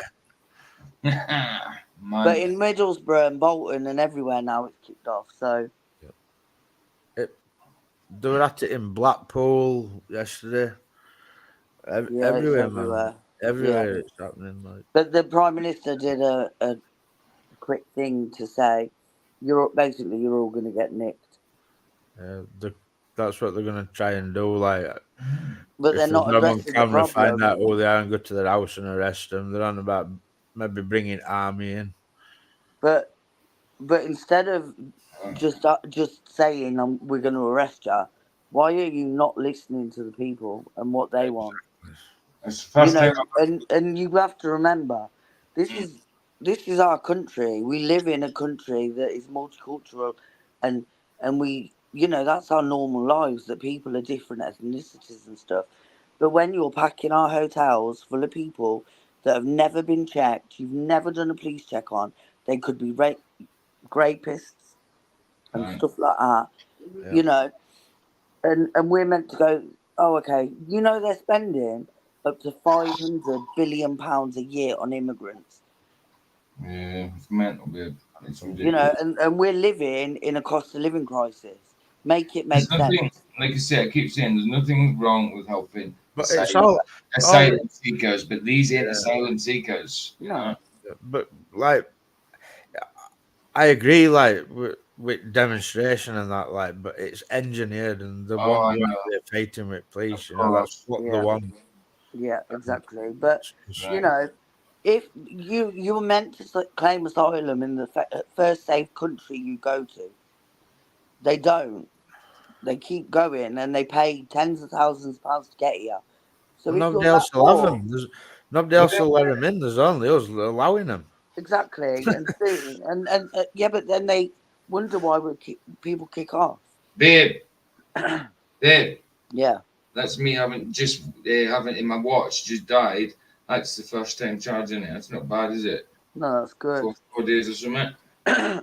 But it's time the government listened to the people, and But if they did listen to the people, this wouldn't happen. They're not going to. They're not going to listen to the people. No, well, then this will continue, won't it? Yeah, of course. It's not in the design for them to listen to the people. What should happen is you descend on Parliament and you take this corrupt government and you chuck them out. That's what should happen. That's what you have to do. You have to overrule. Yeah. You have to overrule. That's the only way it can happen. Because yeah, go on. You know, like when we're putting people at risk, like these aren't women and children fleeing war zones. These are men, and I've seen a boat full of men, and they shouted, "This is for Sunak." Like, get a grip. Answer it. Ring. Whose is it? Oh, Michael's. I thought it was yours. No, it's not mine. Like them people. It's not mine. This has only got a couple of minutes to go. Yeah, I've seen it. They said to me on Friday. So we're nearly done. Carry on, baby. And then we'll finish up with Mr. Super Sidey Windy. Mr. Super Sidey Windy. Mr. Super Sidey Windy. Mr. Super Sidey Windy. But then again, I don't want to arrest him. I don't know what Beth would do if I did. But there's nobody talking in chat anymore. They all fell out with each other. I've been watching all different streams from different places. Leeds, Blackpool, Manchester. Madness. That'll be his mum about it. I'm talking about the riots. You see how many minutes left? Never what? 126. 2. What the hell? What are you doing that? What? I'm trying to get the time that the bloody do for. 126. Cheers for that. That's all. 1, 3, 4. So it's only 8 minutes left, so it'll take about 6 minutes to play it. You know? For Beth's mum to tell me that the burning hotel down. Right, it's not. I thought it was. I thought it was somebody like that. Because, when I first met Beth, her mum used to live on that estate opposite. Good at. Right, let's get this finished. It's only got 8 minutes, so that's about 6 minutes to go. Weather forecaster who had experiences of tall whites. I remember me and him, he seemed a very religious man, and I remember me and him talked about fear. At the end of the seminar, me and him had a one-on-one for about 10 minutes just talking about how to overcome fear, and he used Jesus Christ also. It's very interesting. Absolutely. And again, those things just plugged into my mind, and so who else? It's interesting that twice now, just in this interview, that we know of 2 researchers who don't follow what their advice is, but do know that it works. And, you know, this is that dirty little secret in the UFO community. Yeah. You know, and that's what I came across too early in the research is they know but it doesn't promote their agenda. Yeah. But, you know, because they're still human beings and they still care for people, you know, when they come across somebody that's really, really, really hurting, you know, they'll let it out. Yeah, I want the listeners to know this because, you know, our research proves that it works, proves why it works. Yeah. But it's still that unwanted piece of the puzzle in the UFO community, you know, because if everybody knew this, there wouldn't be any more shows, there wouldn't be any more seminars, there wouldn't be any more books, you know. So it's a shame that something they actually know works, you know, it is not promoted in its fullest. Yeah, you know, we're trying to show that. You know, I deal with that with the MUFON Experiencer team too. Nice. You know, they know about the work I have. They know about the hundreds of testimonies that prove it. Yet they still don't use it as a number one, you know, way to help people. You know, they're still keeping them in the bondage of, you know, you need to come to support group meetings, you know, maybe do regression hypnosis to find out more what's happening. Yeah. No. None of that does any more than just to keep you, you know, hooked on the experience instead of free from it. So Exactly. No freedom in that. We've found that, we've drifted away from a lot of people because we've tried to tell them exactly what you just said, and they just don't want to listen, you know. We've got the scales over the eyes and the fingers in their ears. And no, they're more fascinated in the experience itself, you know, and you know what the experience does. It's a life, and the experience that I'm talking about is the experience of something that's out of the norm. Okay, that experience in the bush you had was out of the norm. It changed your entire worldview, you know, that you had of your life until that point. Yeah. You know, and it's a seductive experience, even if it's terrifying. It's a seductive experience. It's almost like, you know, taking that first hit of a super drug, and it's that first experience that you never forget when you're using a drug. And the rest of your time as a drug user, you're chasing that first experience. Exactly. You know, you want to relive it again. Yeah. But you never do. No. You know. Right. But because it's such because that was the one that changed your world. No, that makes, you know, it can never be the same again. Yeah. So I think this is what the seductive part of this type of experience is because it was so changing, life changing. You know, they're looking to have that high again from the experience. You know, people, they talk about the fear like you did, but, you know, that in itself is a high too. You know, we have fear junkies out there that we know about that, you know, people do skydiving, they do bungee jumping, they do roller coasters every day, you know, every chance they get. You know, these are your fear junkies. Because they get a high from that fear, you know, and I truly think a lot of people are sucked in to try and get that experience again. And that's what the seduction is, I believe. Yeah. You know?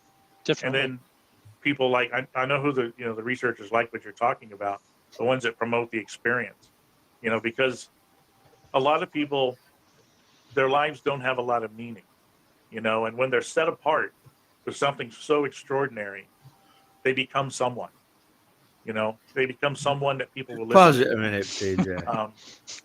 And whether that's a good thing or not. Vicky, I'm just having a quick look on YouTube, and there's one here. Far right mob storms holiday in hotel in Rotherham. I know. Like that, the push it has been far right, and it's really not. It's just... Do you know what they did? Because they stormed the hotel and they come out the other door, right? And they were lobbing chairs at coppers. And when the newswoman was reading the news, she went, "Chairs have been thrown at me." Not a chair. Metal chairs. Oh, a metal chair. Like, get a grip. Like, you know, and they're like, "We're going to arrest you all." Okay. I'd like to see where they're going to put them, because our prisons are full, mate. Well, I know they're talking about laying prisoners out.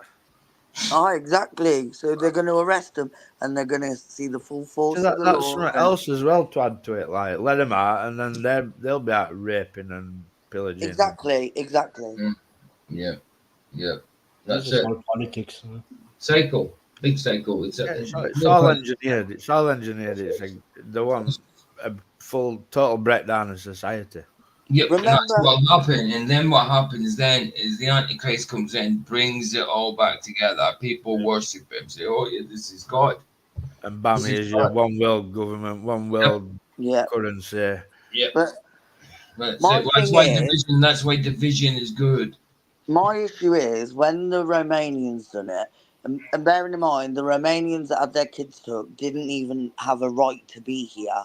They left their kids here, went away, and the baby fractured its skull. And it was all right when they were setting fire to buses and trashing police cars and stuff. But when British people, white British, Asian British, if you're British and you have an opinion that doesn't go with the immigration thing, you're far right. Not at all. Not at all. We have some amazing people from foreign countries in this country. But when you're coming over on a boat purely to live here to take, Right. I'm just far right. That's it. no, but like it used to be Great Britain, and it's not. It's just shite Britain. Yeah, well, And the British people come last, and that is the problem. It's our country, and we have less rights than any other person. That's true. It really And is. it's happening all around the world, all Europe. It's here in Yeah. Austria. It's the same, Vicky. Yeah, but it's and if everyone sits and I was watching a different news channel earlier, and I can't remember her name, but this woman said it's not just these people on the streets that have had enough; it's the people sat at home as well have had enough. Right. Sure, yeah. And our government is here to serve us. It's not here to serve immigrants. I'm sorry. I'm really sorry, but they've not come here because they need a safe haven. They've come here because they want to get everything they get. And when the government are putting them in hotels and giving them cars and e-scooters and now offering them driving lessons for free, you don't offer this Free stuff. driving lessons, man. But this is what I'm saying. You're You sitting on don't a banana offer this boat, stuff then. to us. But you're the government are the ones doing this. The government are the ones that are dividing the country. Yeah, it's the old game, divide and conquer. This is how you get And the then people. we're bad because we're white and we're British and we don't agree with things. We're racist and far right. Look, I've got half Asian son. I am far from racist. I have an issue with. I'm far from right. I'm far from left. Like I say, I have an issue with people that are not checked coming into our country and getting everything when the rest of the country is struggling, and that's what I have an issue with. But there is no far right Destroys your as whole I'm aware, religion like. or your whole country. It destroys everything you lived in from childhood, and this is what is destroying it. And this is sad. In the UK now we have Shia courts. It's like what the f? This is a Christian country. If you come here, you live by our laws and our values, and if you don't, go home. Yeah, true. But Vicky, it's made from the government, so how? This is the problem. Yeah. The snake comes from the head. You have to cut off the snake's head. I don't disagree with what these people are doing because I think somebody needs to do something. They want to do this. They are all in this new world order in it. Yeah. They are in it. Yeah. Right. It's all design, man. Right, let's get this finished. It's only got a couple of minutes. What is it? Yeah, man, it's only got a few minutes. I'm hearing it. They have become someone. Yeah. And just like what you described when you first went to the meeting when she walked in. Hey, no they longer, all started buzzing. Hey, no longer on the ball. How you doing, man? Good to see you. Thanks for turning up, bro. Hi, right at the end, but thanks, bro, for turning up. And around her, people live off that. They live for that moment of recognition. Yeah. And if you can repeat that by showing up at conferences and in that manner, these people get hooked on being recognized. Yeah. So there's a lot of the seduction that we're seeing here in your story that we see over and over again in this realm. Yep. I just wanted to cover that in the in this recording. Yeah. No, I totally agree with you. I guess there's the 15 minutes of fame and yeah. We're beeping. We're beeping, Joe. Okay. Let's set up for session 2. And there's a lot more I hear. We'll have to find the second one. It's on some page somewhere. Right, cool. We'll get the second one. I am sub now, and I. Yes, cool. All right, cool. I'll have to get the second one, guys, and we'll do the second one sometime. That'll be cool. Not straight away. You know what I mean? We'll do the second one soon in the next few days. Yeah, cool stuff. Yeah. Nice. Nice. Yeah, I think it was absolutely. I know it wasn't what we originally was doing, but yeah, that was dodgy anyway. I did think I gave it a go. I thought I'd give it a try, but no, they blocked it. Baby. Yes. I don't want arthritis and anxiety anymore because I want to go and protest. Yeah. Go and protest. It might get rid of your anxiety. Come get my scooter. Come get my scooter. And you and Tracy can go together. She can go and... No. You know it, Vicky. We just need to come together and everything is fine. Oh no, but like I can't deal with this no more. Like the country I was born in is not the country I now live in, and I struggle with that because I remember being a kid and it was so safe and it was so nice, and we used to leave our front door open. True. Now you wouldn't dream of doing it. And that's the problem, you know, we don't know who we're allowing in our country, and that gives me severe anxiety, even though I've already got severe anxiety. Like I've started, like, you know, just walking around town, just thinking like I'm gonna have to keep my eyes about me because you never know when somebody's just gonna run up with a knife. Yeah, you know. And also, like, someone said it in chat, like Asians make you feel like you shouldn't be there, like even where PJ lives, the next road over. You being a white woman, I feel like I'm in the wrong place, like I shouldn't be there, and this is the country I was born in. Do you know what I've and this happens to me all the time. Like, so like you'll go in a shop, and there'll be a big long queue, and they open a new till. Yeah. And they just think they can just go from back at queue straight in front of everybody and get in that till. And I've had that happen loads of times. I hate that. Always, I'm sorry to say it, but it's always with Asians and Muslims that do it. And it is, and you know. And they'll walk through you on the street. You know what I mean? They don't move. You have to move for them. Oh no, yeah, like it's like you're a piece of shite on the bottom of their shit. That's true, absolutely. And the thing is, even if they were born here, this is a Christian country. It's not a Muslim country. It's not a Sikh country. It is a Christian country. That the monarchy is the head of the Church of England. There's churches near me that have been turned into mosques. Yeah. I've seen it on thing. Graves that are from hundreds of years ago, and they're just getting rid of them. Yeah. And it's like, what? Can you imagine if we went and took over a mosque and where Muslims are buried and just won't be allowed. It all up? Exactly, but it's all right to do it to us, and this is the problem, you know. And we sadly we have less rights than anybody. But the problem is, it's being allowed for them to come here and do that, you know. Yeah, Never definitely. been the case. Like it should be. Well, you come here, you're gonna have to like adjust. Well, look, right. If I went to Dubai or wherever, a Muslim country, I would have to cover my head. I would have to cover my body. Exactly. To abide by their rules and their laws. Yeah. But And this is normal, right? Yeah. But when it's our countries, they can do whatever they want, and we can't do anything. Yeah. Someone got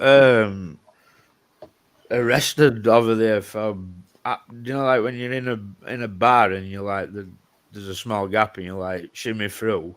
Yeah. And this guy's brushed past a Muslim from Dubai, like, and they arrested him for it, like for touching him, like, you know. Just brushing. Like what? Like, see what I mean? Like, it's just BS. And like, I've been watching the news, and you know, like the ones that protest because they want the immigrants here. No. They were throwing missiles at the ones with the St. George's Cross, and that's all right. That's okay because they are abiding by what the government says, and yeah, you're all welcome. Let's open the doors. I'll tell you what, Why don't you move into my spare room? It's so hypocritical, like these Antifa lot and that, because they come up calling us fascists and Nazi scum, and meanwhile they're sticking fingers up and swearing at everybody and spitting on them, throwing stuff The at them. fascists. But we're fascists, like, you know. They're the fascists, guaranteed, without doubt. But you also have to remember that when white people are being called racist for standing up for their country, not every single race can be racist. It ain't just a white People thing. are scared for the kids. How is that being racist? Like, Exactly. Man, Like, that's been protected. That's been moral. You mental I mean, our Ollie's 14. She's just got to age where she's roaming streets with her mates and that, you know. She's not far from that hotel. No, and you know, you don't know, and this is the thing, because there's that many people, that many men being brought in, and checks aren't being done on them. They have no paperwork. They have nothing. We don't know who these people are, and that for me is a massive concern. And when there was a bloke, was it last year or this year? I can't remember. And he chucked acid on his ex-partner and her kids. And he was an immigrant, right? And do you know, he got turned down, and he got sent to prison for SA. And then applied for a right to stay again, and said he'd converted to Christianity. Right.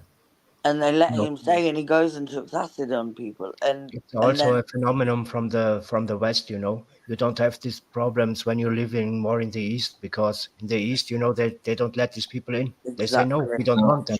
If you want my criminals, go get them. I would. You can take them. If you're so stupid, please take them. But you're not letting anybody in. So it's a phenomenon from the West, you know. It's not happening. But it's ridiculous. I think it's gone too far now. It's gone. We now are being targeted because we're white, and that's the truth. And this doesn't have to do anything with Christianity or goodwill, you know. This is just destroying our own country, you know. This is what's happening. Majorly. So, you know, I think you either live in peace or it kicks off, and it's got to a point where people have had enough, and this is the results of it. And there's never been any such thing as peace. I understand you, Vicky, and that's why we have to come together and make shit right? Yeah, but like there was a peaceful protest in London, and because Tommy Robinson was talking, and I can tell you now, there were black people, Asian people, everyone there talking, like in the crowd and that, saying we want Britain to be Britain again. Yes. We want our country back. And because Tommy Robinson spoke, he got arrested for terror offences.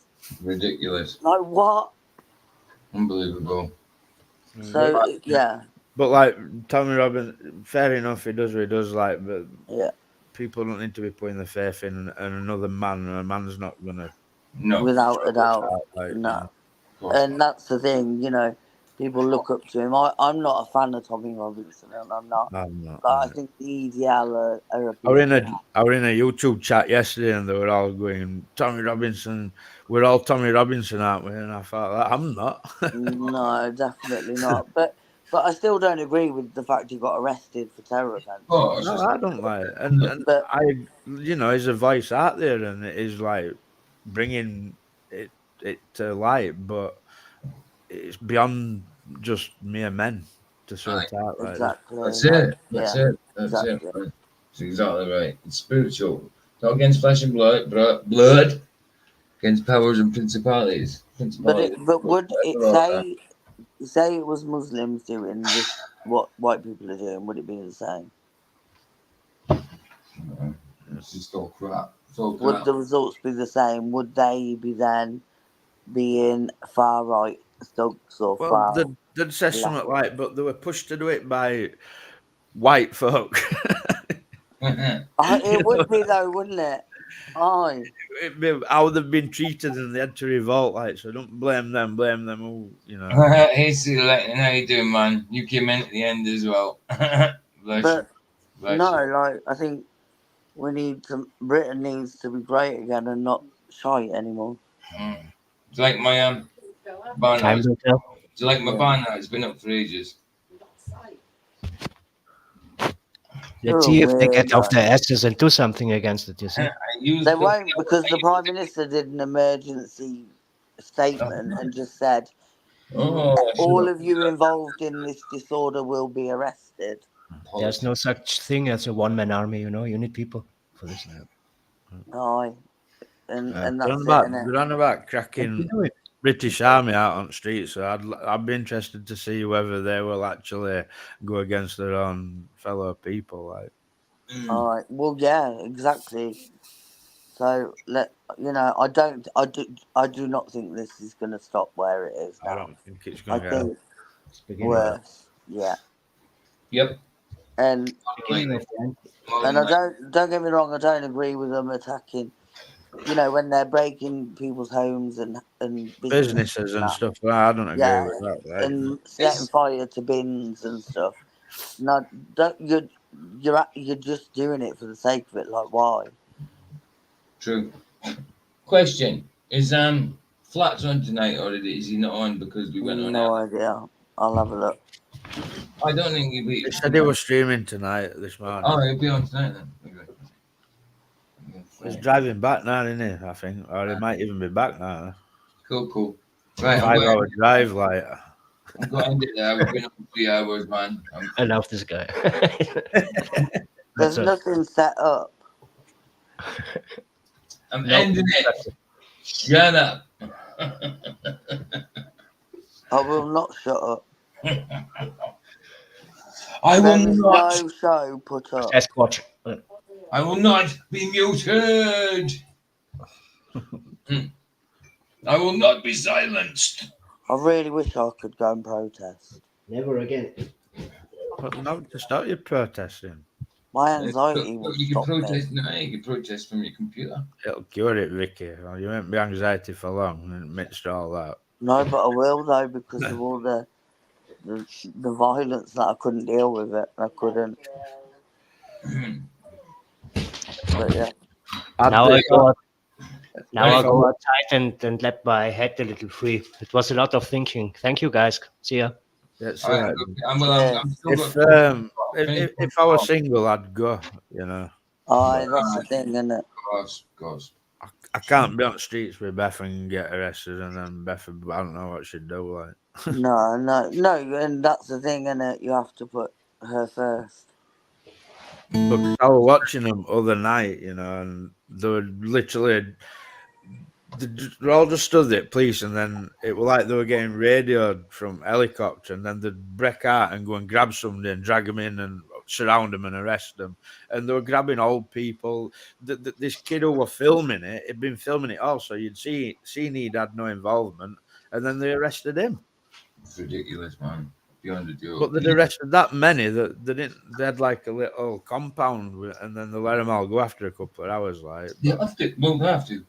If you charge them all, you got to keep them all, put them all in court. There's no room. There's no time. They'd be in cells for days, maybe a week. I remember things like that happening before. Taking a week to get into court when you're meant to go in the next day. Yeah, it's ridiculous. Can we end that? Can we end here? Yeah. I just want to say, food. Don't F with Northerners. No. I gotta go and get food as well. Yeah, bless you guys. As always, it's always a pleasure spending time here. I know I didn't spend much time with we're talking to chat. Chat was a bit slow anyway tonight. I mean today, blooming hell. Don't mean you go slow, guys. I mean it was slow going. I think it's because it was more watching than talking. We did do a bit of talking through it, but it was more watching.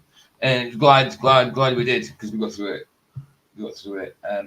And yeah, I felt for that guy, and I think he totally told the truth to do with the video. I mean, absolutely. We'll have to get the second part and do another stream on that the next day if people are interested. I dare say you are, because you never complained about it. You never do, to be honest. Fair play. So yeah. Interesting stuff, man. You know. Definitely. And like the testimonies basically are people have been led to God through this phenomena, you know. Yeah, absolutely. You got anything to say about it, Ben? Not really, because I was more fixated on the news.